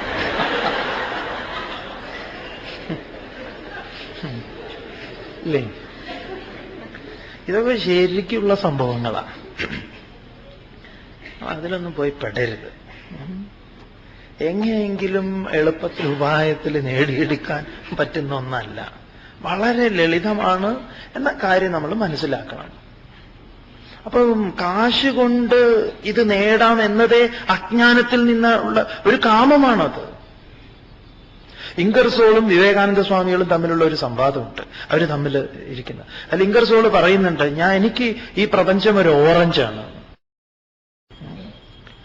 അതിന് സ്വാമിജി പറയുന്നുണ്ട്, ഞാൻ ഈ ഓറഞ്ചിനെ ഒരല്പം പോലും വേദനിപ്പിക്കാതെ അതിന്റെ മാധുര്യം ഞാൻ നുകരുന്നു. അദ്ദേഹത്തിന് വളരെ ഗംഭീരമായ അവർ തമ്മിലുള്ള സംഭാഷണമുണ്ട്. അതിൽ സ്വാമിജി എന്നെ പറയുന്നുണ്ട്, ഞാൻ ഭാരതത്തിൽ പട്ടിയായിട്ട് ജനിക്കാൻ ഞാൻ റെഡിയാ. എനിക്ക് അങ്ങനെ സാക്ഷാത്കാരം വേണമെന്നോ അങ്ങനത്തെ ഒരു വല്ലാത്തൊരു അഭിനിവേശമൊന്നുമില്ല. കാരണം ഞാൻ മനസ്സിലാക്കുന്നു, ഞാൻ എന്റെ ഗുരുവിൽ നിന്ന് അത് അറിഞ്ഞു. കാരണം ആദ്യം ഒരു ഓട്ടം ഉണ്ടായിരുന്നു, ഈശ്വരൻ എന്ന് പറഞ്ഞാൽ എന്താണോ എന്ന്. കാശ് കൊടുത്ത് മേടിക്കേണ്ടതാണോ എന്ന് ചോദിച്ചാൽ ധനിയന് കിട്ടുന്ന, ഉപനിഷത്ത് അത് വളരെ വ്യക്തമായി പറഞ്ഞിട്ടുണ്ട്. ന കർമ്മണ ന പ്രജയ ന ധനേന ത്യാഗേന ഏക. ത്യാഗം കൊണ്ട് മാത്രം അമൃതത്വം അനശുഹോ. അമൃതത്വ പ്രാപ്തി എന്നത് ത്യാഗം എന്ന് പറഞ്ഞാൽ ഈ കാമനയുടെ ത്യാഗം തന്നെയാണ്. അപ്പം ഹേ കൗന്ദേയ, ജ്ഞാനിനഃ, അറിവുള്ളവന്, ജ്ഞാനിക്ക്, നിത്യവൈരിണ ദുഷ്പൂരേണ, നിറയ്ക്കാൻ പ്രയാസമാർന്ന കാമരൂപേണ, ഈ കാമരൂപമായിട്ടുള്ള ഏതേന അനലേന, ഈ അഗ്നിയാൽ ജ്ഞാനം ആവൃതം, ആത്മജ്ഞാനം മറയ്ക്കപ്പെട്ടിരിക്കുന്നു. അപ്പൊ ആത്മജ്ഞാനം മറയ്ക്കപ്പെട്ടിരിക്കുന്നതിന്റെ കാരണം എന്ത് എന്ന് ചോദിച്ചാൽ കാമമാണ്, ആഗ്രഹമാണ്. അപ്പൊ ആഗ്രഹമാണ് നമുക്ക് ആത്മജ്ഞാനത്തിന് തടസ്സമായി നിൽക്കുന്നത്. ഈ ആഗ്രഹത്തെ ഇല്ലാതെയാക്കാൻ നിങ്ങൾ ഈ എന്താ പറയാ കാമനയെ ഇല്ലായ്മ ചെയ്യാൻ വീണ്ടും വീണ്ടും കാമനയെ അധികരിച്ചതുകൊണ്ട് സാധിക്കുമോ? ഇല്ല. എന്നാൽ ഇത് മറ്റുള്ള ആഗ്രഹങ്ങൾ, അപ്പം ഇത് ശരിക്കും മനസ്സിലാക്കണം. ഇല്ലെങ്കിൽ എന്താണെന്നറിയോ, ഇനിയിപ്പോ ഒരു ആഗ്രഹവും അത് ശരിക്കും മനസ്സിലാക്കുക. ധർമാനുസൃതമായിട്ടുള്ള ആഗ്രഹങ്ങൾ, ഈ ഭഗവാൻ നേരത്തെ പറഞ്ഞു, ഇന്ദ്രിയങ്ങൾ ഇന്ദ്രിയങ്ങളുടെ വിഷയങ്ങളിൽ പ്രവർത്തിക്കും. അതിന് ബലാത്കാരമായിട്ടുള്ള നിയന്ത്രണങ്ങളൊന്നും വേണ്ട. അറിയുക, അറിഞ്ഞ് അതിന്റെ മുകളിൽ വിരാജിക്കുക. എന്നിട്ടോ ഈ സത്യത്തെ അറിയുക. അതെന്ത് വേണം? ഒരിക്കലും ഈ ഇന്നലെ പറഞ്ഞത് ഓർക്കുക, ഇന്ദ്രിയങ്ങൾ ഇന്ദ്രിയ വിഷയങ്ങളിൽ വ്യാപരിക്കും. അതിലെന്തുണ്ടാവും? രാഗവും ദ്വേഷവും ഉണ്ടാവും. ഈ രാഗദ്വേഷത്തിന്റെ വഴിക്ക് നീ പോകരുത്, നിന്റെ ഇന്ദ്രിയങ്ങളും സഞ്ചരിക്കരുത്. അതാ ഭഗവാൻ പ്രത്യേകം പറഞ്ഞത്. അല്ലെങ്കിൽ എന്താ, ഒരിക്കലും നമുക്ക് ഈ എന്താ പറയാ ഈ ജ്ഞാനത്തെ, അറിവ്, ഇങ്ങനെയൊരു സംഭവം ഉണ്ട് തന്നെ അറിയില്ല. അതുകൊണ്ടാണ് ഭഗവാൻ ഇവിടെ ഈ 3 പ്രകാരത്തിൽ ജ്ഞാനം മറയ്ക്കപ്പെട്ടിരിക്കുന്നു എന്നും, ഇതിനെ കാമം തന്നെയാണ് നിത്യം ശത്രുവാണെന്നറിഞ്ഞ് ഒരിക്കലും പൂരിപ്പിക്കാൻ പറ്റാത്തതായിട്ടുള്ള ഇതിനെ ഈ ഏതേന അനലേന ജ്ഞാനം ആവൃതം എന്ന് നീ അറിഞ്ഞാലും. പലപ്പോഴും നമ്മൾ നോക്കുക, നമ്മൾ ഇതുവരെ നമ്മുടെ ഈ ജ്ഞാനം ആത്മജ്ഞാനത്തിന്റെ കാര്യത്തിൽ മാത്രമല്ല, നമുക്ക് പലതിലും ദീർഘവീക്ഷണം ഇല്ല എന്ന് പറയും. പല കാര്യത്തിലും നമുക്ക് പലതും മനസ്സിലാവും പിന്നീട്, ആദ്യം നാം സ്വീകരിച്ചത് തെറ്റായിരുന്നു എന്നൊക്കെ. ഈ അടുത്ത് പ്രകൃതിയെ സംബന്ധിക്കുന്ന ഒരു പുസ്തകം വായിച്ചപ്പോൾ അതിൽ പറയാണ്, ഈ വയലുകളിൽ ഈ വെട്ടുകിളി എന്ന് പറഞ്ഞ ഒരു സാധനമുണ്ട്. വെട്ടുകിളി, ഈ വെട്ടുകിളിയൊക്കെ വന്ന് ഇറങ്ങിക്കഴിഞ്ഞാൽ എത്ര കൃഷി, അത് നെൽക്കതിരൊക്കെ ഇങ്ങനെ എന്താ പറയാ കട്ട് ചെയ്തിട്ട് അത് ഒരുപാട് തിന്നും. അത് വലിയ നഷ്ടം ഉണ്ടാക്കുന്നത്. അങ്ങനെ അതിനെ നഷ്ടം ഉണ്ടാക്കുമ്പം ആ കിളികൾ ശല്യം ചെയ്യണു ഇങ്ങനെയുള്ള വിളകൾക്ക്. അപ്പൊ കിളികളെ കൊല്ലാനുള്ള ഏർപ്പാടുണ്ടാക്കി. കിളികളെ കുറെ കൊന്നു. അങ്ങനെ പിന്നെ എന്തായി, കിളികൾ നശിച്ചു കഴിഞ്ഞപ്പം പിന്നെ ഈ ഷഡ്പദങ്ങൾ പലതും, പാറ്റ അങ്ങനെയുള്ള പലതും ഇത് തിന്നുന്നുണ്ട്. അപ്പൊ അതിനെ തിന്നുകൊണ്ടിരുന്നത് ആരായിരുന്നു? കിളികളായിരുന്നു. അപ്പൊ ഇത് അധികരിച്ചു. ഇത് നല്ലോണം തിന്നാൻ തുടങ്ങി. കൂട്ടത്തിൽ ഇതും കൂടെ തിന്നാനാണ് കിളി വരുന്നത് തന്നെ. പക്ഷെ നമ്മൾ അറിഞ്ഞില്ല. നമുക്ക് ഈ ഇഡ്ഡലിക്ക് ചട്ടണി പോലെയാ കിളിക്ക്, കതിരും പിന്നെ ഈ പാറ്റയും, ഇത് രണ്ടും കൂടെ ഒരു ഏർപ്പാടാണ്. പക്ഷെ നമ്മൾ നോക്കുന്നത് നമ്മുടെ നഷ്ടം അത്ര നമ്മൾ കണക്കിലെടുക്കുന്നുള്ളൂ. അപ്പൊ എന്ത് സംഭവിച്ചു? കൂടുതൽ ഈ തരത്തിലുള്ള പ്രാണികളൊക്കെ അധികരിച്ച സമയത്ത് പ്രാണികളെ കൊല്ലാൻ വേണ്ടി നമ്മൾ എന്തുണ്ടാക്കി? ഈ മരുന്നുകൾ പലതും ഉണ്ടാക്കി, കീടനാശിനികൾ. അങ്ങനെ കീടനാശിനികൾ ഉണ്ടാക്കിയിട്ടുണ്ടായിട്ടുള്ള വിപത്തുക്കൾ വേറെ. അപ്പം കീടനാശിനി ഉപയോഗിച്ചുകൊണ്ട് കൃഷി ചെയ്യുമ്പം കൃഷിയുടെ ചിലവ് അധികരിച്ചു. പണ്ട് എത്ര ചെലവില്ലായിരുന്നു, എന്നാലും കിട്ടുമായിരുന്നു. പെരിച്ചാഴി കുറെ കൊണ്ടുപോയാലും കിട്ടുമായിരുന്നു കപ്പ കുറച്ചൊക്കെ. ഇപ്പൊ പണ്ട് ഈ പരസ്പരം ഭാവം എന്താന്ന് പറഞ്ഞാൽ, ഒരു 10 കിലോ കപ്പ കിട്ടിയ 1/2 കിലോ പെരിച്ചാഴിക്കും 9.5 നിനക്കും എന്നാണ്. പണ്ടുള്ളവർ ആ ഒരു രീതിയിലാണ് കൃഷി തന്നെ ചെയ്തത്, ഏത് കൃഷിയിലും. ഇപ്പൊ എന്തായി? ഇങ്ങനെ കൃഷിയുടെ ചെലവ് കൂടി. ഇപ്പൊ അവസാനം കൃഷി ചെയ്യാൻ പറ്റില്ല എന്ന പരുവത്തിലായി. കൃഷിയെ സംബന്ധിക്കുന്ന ഈ അടുത്ത കാലത്ത് വന്നിട്ടുള്ള ഒരു ഗവേഷണമാണ്, നമുക്ക് കൂടുതൽ വിള കിട്ടാൻ വേണ്ടി അജ്ഞാനം ഹേതുവായി നാം എന്തൊക്കെയോ ഇവിടുന്ന് മാറ്റാൻ ശ്രമിച്ചു. അതോടുകൂടി ഇത് ആകെ താറുമാറായി. മുൻപ് വളരെ ക്രമബദ്ധമായി വളരെ കൃത്യതയോടുകൂടി ഇതൊരു ചക്രമായിരുന്നു, ഇതങ്ങനെ പോയിക്കൊണ്ടിരിക്കുകയായിരുന്നു. അപ്പൊ ആത്മജ്ഞാനത്തിന്റെ കാര്യത്തിൽ അപ്പൊ നമ്മൾ ചെയ്യുന്നത് ഈ 1,00,000 രൂപ കൊടുത്ത് പോയിട്ടില്ലെങ്കിലേ ഉള്ളൂ അത്ഭുതം. നമുക്ക് പ്രായോഗിക ജ്ഞാനം തന്നെ വളരെ ചില കാര്യങ്ങളിൽ വളരെ പരിമിതമായി നിലകൊള്ളുന്നു എന്ന് പറയാം.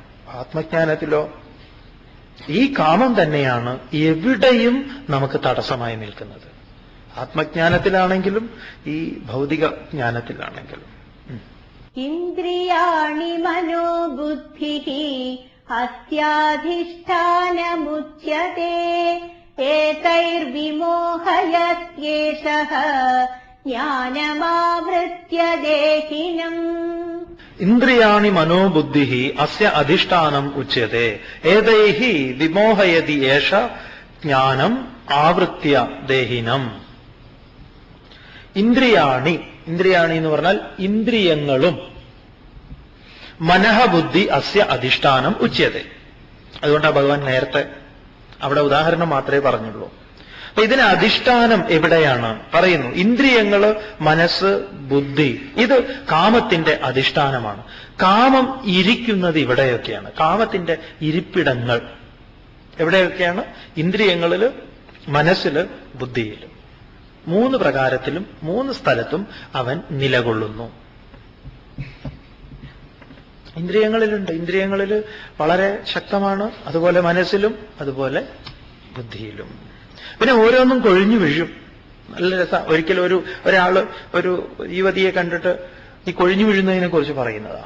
യുവതിയെ കണ്ടിട്ട് വളരെ ഇഷ്ടം തോന്നിയിട്ട് ഈ ആള് അവളെ പുകഴ്ത്താൻ തുടങ്ങി. ഓ, നിന്റെ മുല്ലപ്പൂ പോലുള്ള പല്ലുകൾ എന്ന് പറഞ്ഞപ്പോ ഉടനെ അവള് പ്ലക്ക് എന്ന് പറഞ്ഞാൽ അത് ഊരിയാണ്. എന്നിട്ട് അവിടെ വെച്ചു. നിന്റെ കാർക്കൂന്തൽ എന്ന് പറയലും ഊരി അത് അവിടെ വെച്ചു. പിന്നെ ഒരു മൊട്ടച്ചിയായിരുന്നു. പിന്നെ അയാൾ ഓടി അവിടെ. ആ ഇരിക്കുന്നത് കൊഴിഞ്ഞു വീഴുന്നു പറയും. കൊഴിഞ്ഞു വീഴുന്നതോടുകൂടി സത്യം വെളിപ്പെടും. ചില സമയത്ത് പല ആക്സിഡന്റ് ഒക്കെ സംഭവിക്കുമ്പോൾ കാണാം ഇതൊക്കെ തെറിച്ചു പോണത്. അത് ഒരു വഴിക്ക് പോകും, ഇത് വേറൊരു വഴിക്ക് പോകും. ഇതെല്ലാം കൂടെ വാരിക്കെടുത്ത് കൊണ്ടുപോകണം. ഇത് ഓരോ സ്ഥലങ്ങളിൽ ഇരിക്കുകയാണ്. എവിടെയൊക്കെയാ ഇരിക്കുന്നത്?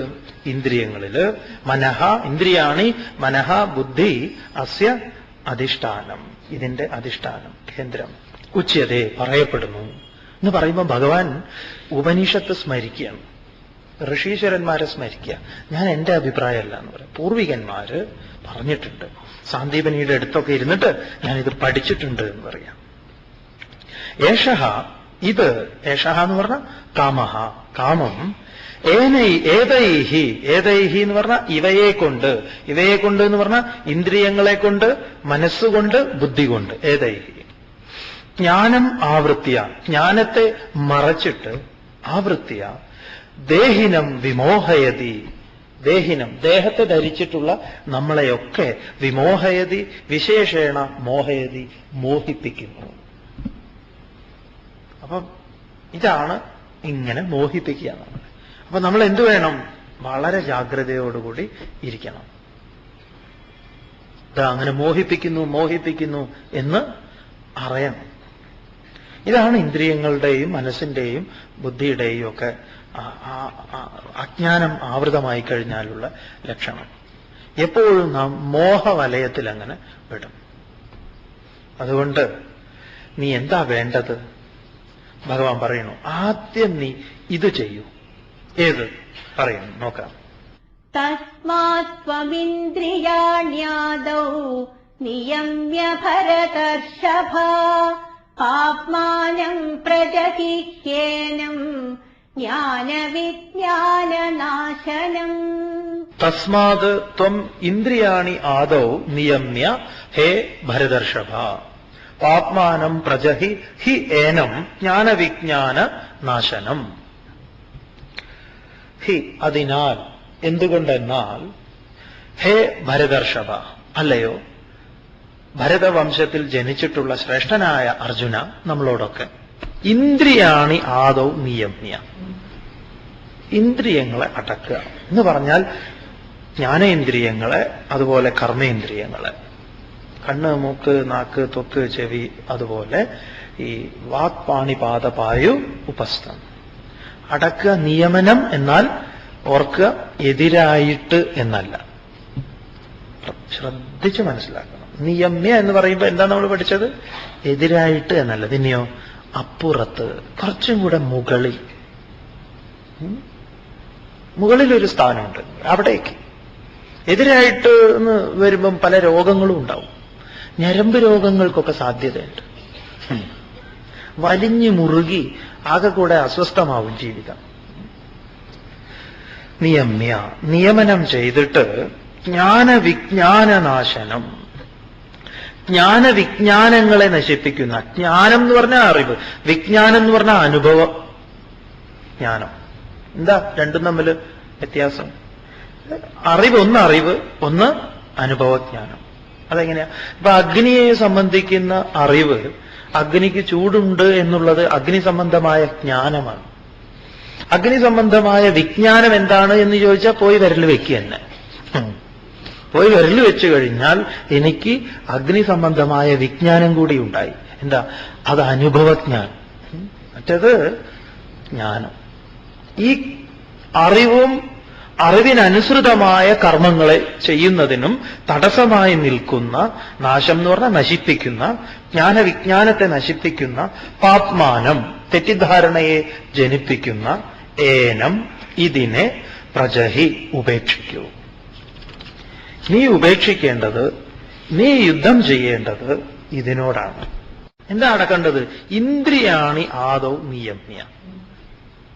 ഇന്ദ്രിയങ്ങളെ അടക്കുക എന്ന് പറഞ്ഞാൽ ജ്ഞാനേന്ദ്രിയങ്ങളെ, അതുപോലെ കർമ്മേന്ദ്രിയങ്ങളെ, കണ്ണ്, മൂക്ക്, നാക്ക്, ത്വക്ക്, ചെവി, അതുപോലെ ഈ വാക്പാണി പാദപായു ഉപസ്ഥം അടക്കുക. നിയമനം എന്നാൽ ഓർക്കുക എതിരായിട്ട് എന്നല്ല.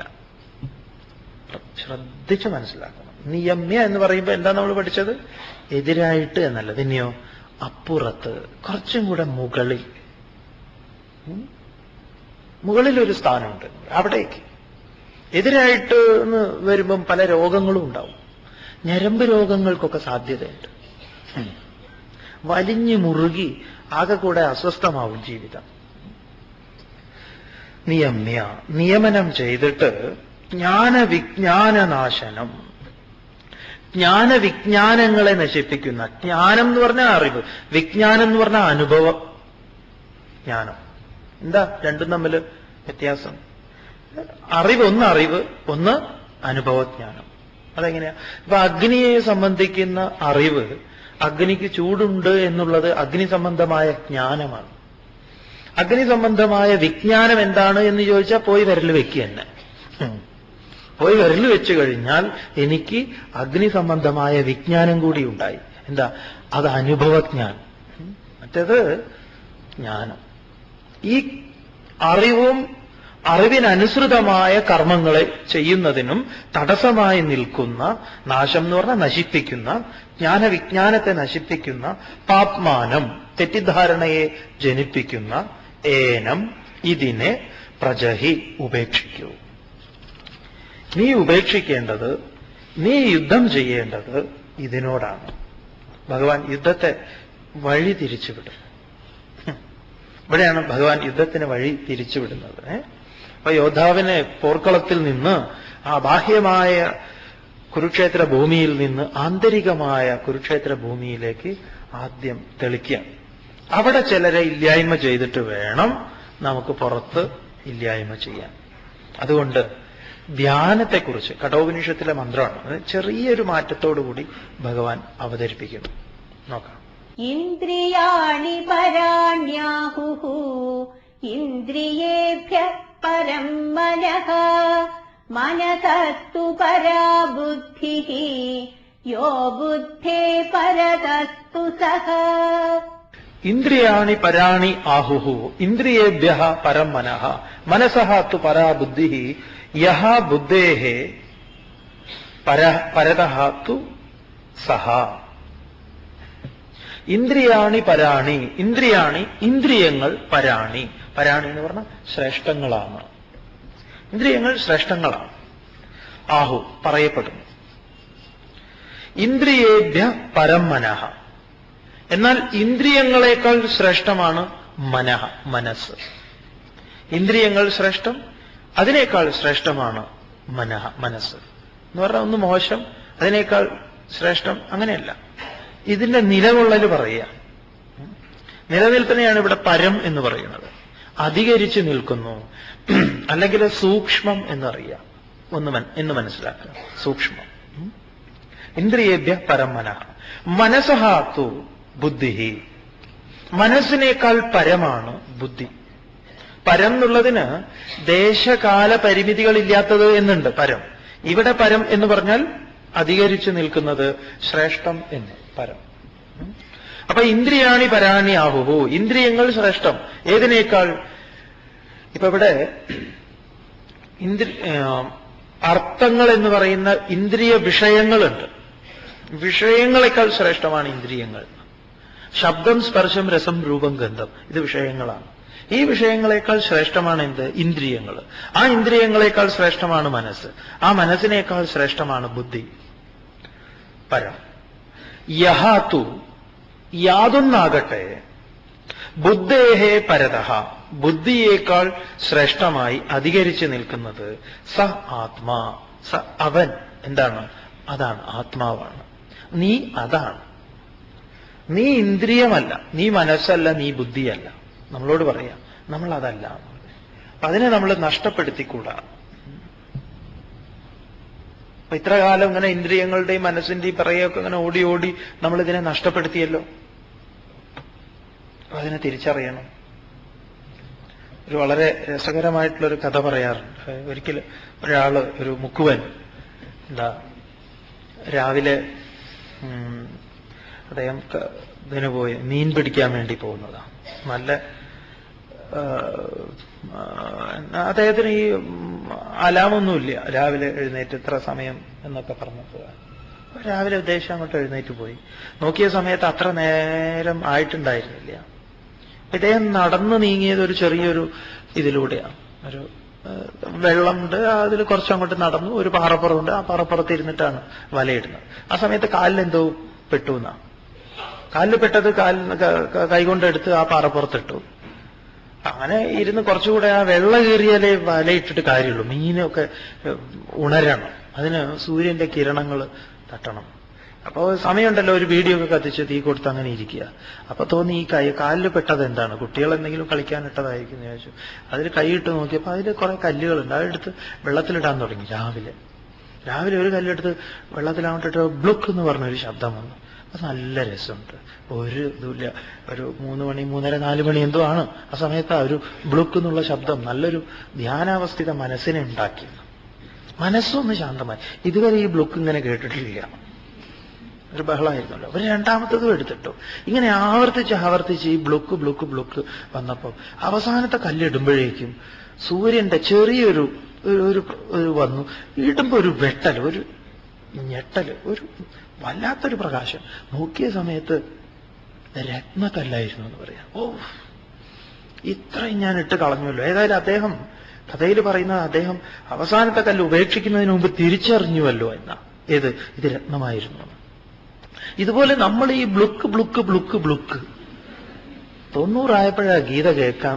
അയ്യോ എന്റെ ഈശ്വര, ഇത് ഏത് കാലത്ത് പഠിക്കണമായിരുന്നു സ്വാമി. ഇപ്പോ എത്ര കാലം വേസ്റ്റ് എന്നറിയാം. ചിന്മയൻ സ്വാമികളൊക്കെ ഈ ദർബാറുകളിൽ വരുമ്പോ ഞാൻ ഇതിലെ സഞ്ചി പിടിച്ച് ഇങ്ങനെ പോവുകയായിരുന്നു. കഷ്ടം. ഏതായാലും ഒന്ന് ഇത് വീഴുന്നതിന് മുമ്പെങ്കിലും എന്താ പറയാ, സൂര്യൻ ഉദിച്ചുവല്ലോ. അതുകൊണ്ട് ഇതിന്റെ പിറകിലേക്ക് പോയി ഒന്നിൽ നിന്ന് ഇന്ദ്രിയങ്ങൾ, മനസ്സ്, ബുദ്ധിക്ക് പിറകില് 6-ാം അധ്യായം ധ്യാനയോഗം. നമ്മളതിനെ മനസ്സിലാക്കും, കഴിയുന്നത്ര ശ്രമം നടത്തും.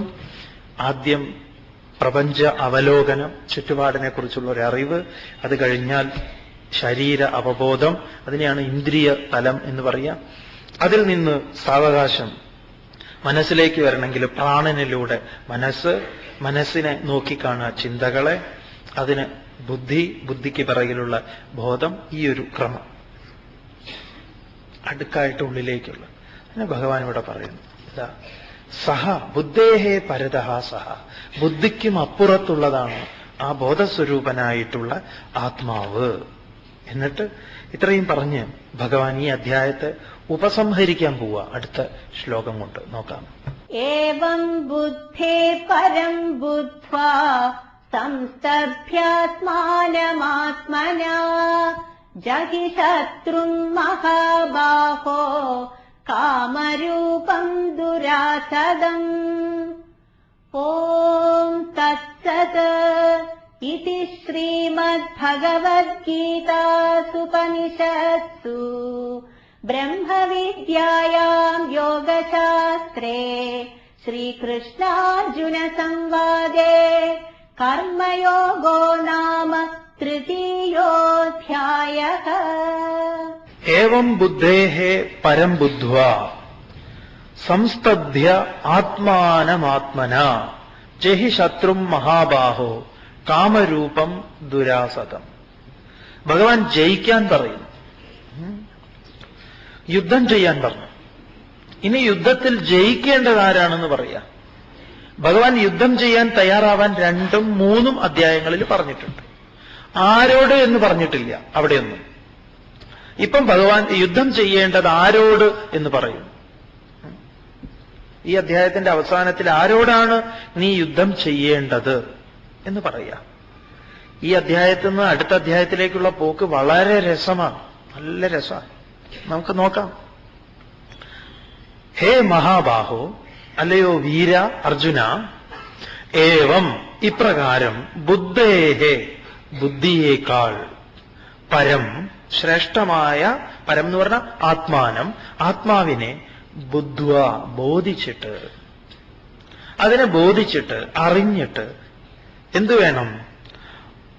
ആത്മന ആത്മാവ് കൊണ്ട് ആത്മാനം ആത്മാവിനെ സംസ്തഭ്യ അടക്കുക. ആത്മന ആത്മാനം, അതായത് ഇതിനെ അറിഞ്ഞിട്ട് ആ വിവേകപൂർവമായ ആ ഒരു തീരുമാനം എടുക്കലുണ്ടല്ലോ, അതിനെയാണ് ഇവിടെ പറയുന്നത് അടക്കുക എന്നത്. ഇപ്പൊ പല കാര്യവും നമ്മൾ എടുത്തു ചാടാത്തത് എന്തുകൊണ്ടാ? നമുക്ക് അറിയാം അതിൽ വീണ് കഴിഞ്ഞാൽ ഇങ്ങനെ ദോഷം ഉണ്ടാവുന്നു. ആ ഒരു വിവേകമാണല്ലോ നമ്മളെ വേണ്ട എന്ന് തീരുമാനിക്കുന്നത്, അല്ലേ? തീരുമാനിപ്പിക്കുന്നത്, തീരുമാനമെടുക്കാൻ നമ്മെ പ്രേരിപ്പിക്കുന്നത്. ആ ഒരു അറിവിനെയാണ് ഇവിടെ പറയുന്നത്. അതുകൊണ്ട് നീ ആത്മാവിനെ അറിഞ്ഞിട്ട്, ആത്മാവിനെ ബോധിച്ചിട്ട്, നിന്നെ അറിഞ്ഞിട്ട് നീ എന്തു വേണം? ആ അറിഞ്ഞു കഴിഞ്ഞാൽ പിന്നെ നിന്റെ മനസ്സും ബുദ്ധിയും ഒക്കെ അത് കുറേയും കൂടെ ഇപ്പൊ ഉപനിഷത്തിൽ പറയുന്നുണ്ട്, ആത്മനാ വിന്ദതേ വീര്യം എന്ന്. ആ വീര്യത്തോട് കൂടിയിട്ടാണ് വിദ്യയാ വിന്ദതേ അമൃതം. ആ വീര്യത്തിലാണ് അമൃതത്തെ പ്രാപിക്കുന്നത് എന്നാണ്. അപ്പൊ അത് ഉൾക്കൊണ്ടു കഴിഞ്ഞാൽ ആ ബുദ്ധി കൊണ്ട് വിവേകമാർജിച്ച്, അപ്പൊ ശാസ്ത്രം ശ്രവിച്ചു, ഗീതാശ്രവണത്തിലൂടെ നമ്മുടെ മനസ്സിന് അല്ലെങ്കിൽ ബുദ്ധിക്ക് ഒരു വ്യക്തത ഉണ്ടാവണം കാര്യങ്ങളെ കാണുന്നതിൽ. ഇപ്പൊ പണ്ടൊക്കെ പണ്ട് കുട്ടിക്കാലത്ത് തന്നെ നമ്മളോട് ഈ കുട്ടികളൊക്കെ ചോദിക്കുമ്പം ആദ്യമായിട്ട് കേട്ട സമയത്ത് നമുക്ക് വലിയൊരു എന്താ പറയാ സംഘർഷം ഉള്ളിൽ നിന്നിട്ടുള്ളതാണ്. നമ്മളോടൊരു കുട്ടി ചോദിച്ചു, ഇപ്പോഴും ഓർക്കുന്നു നമ്മള്, എടാ കോഴിയാണോ കോഴിമുട്ടയാണോ ആദ്യം ഉണ്ടായത്? ശരിയാണല്ലോ പറഞ്ഞു, കോഴിയാണ്. അതെങ്ങനെയാ? കോഴി ഉണ്ടായത് കോഴിമുട്ടയിൽ നിന്നല്ലേ? അപ്പൊ കോഴിമുട്ട ഉണ്ടായിട്ടല്ലേ കോഴി ഉണ്ടായത്? അതെ. കോഴി ഉണ്ടാവും, അതെങ്ങനെ കോഴിമുട്ട ഉണ്ടാവും? ഇതങ്ങോട്ട് ക്ലാസ്സിലൊക്കെ ഇരുന്ന് ഇതിനെക്കുറിച്ചായി ചർച്ച. കോഴിയാണോ? അപ്പൊ വേറൊരുത്ത മാങ്ങയാണോ, മാങ്ങയുടെ അണ്ടിയാണോ മാവാണോ? ഇല്ലേ? ഇന്നും ഉണ്ടാവും ചിലപ്പോ. ആ സ്വാമി അതൊന്ന് പറയും, ഇപ്പോഴും ഞങ്ങളുടെ ഉള്ളിൽ.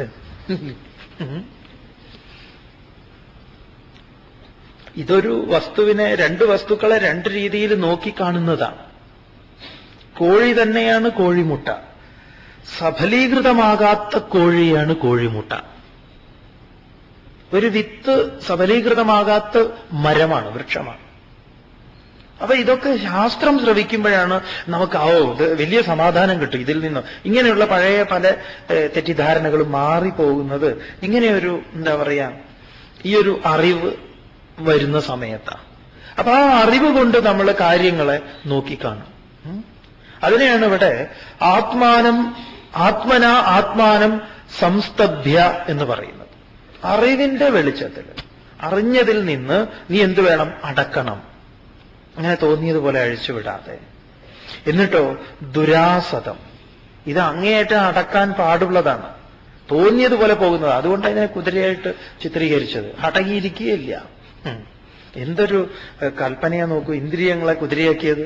അത് അടങ്ങിയിരിക്കോ ഇല്ല. രാത്രി പോലും നിന്നിട്ടാ ഉറങ്ങുക, അല്ലേ? അതിന്റെ സ്വഭാവം അങ്ങനെയാ. ഉണർന്നു കഴിഞ്ഞാൽ ഉടനെ ഓരോന്ന് ചെയ്യാൻ തുടങ്ങും.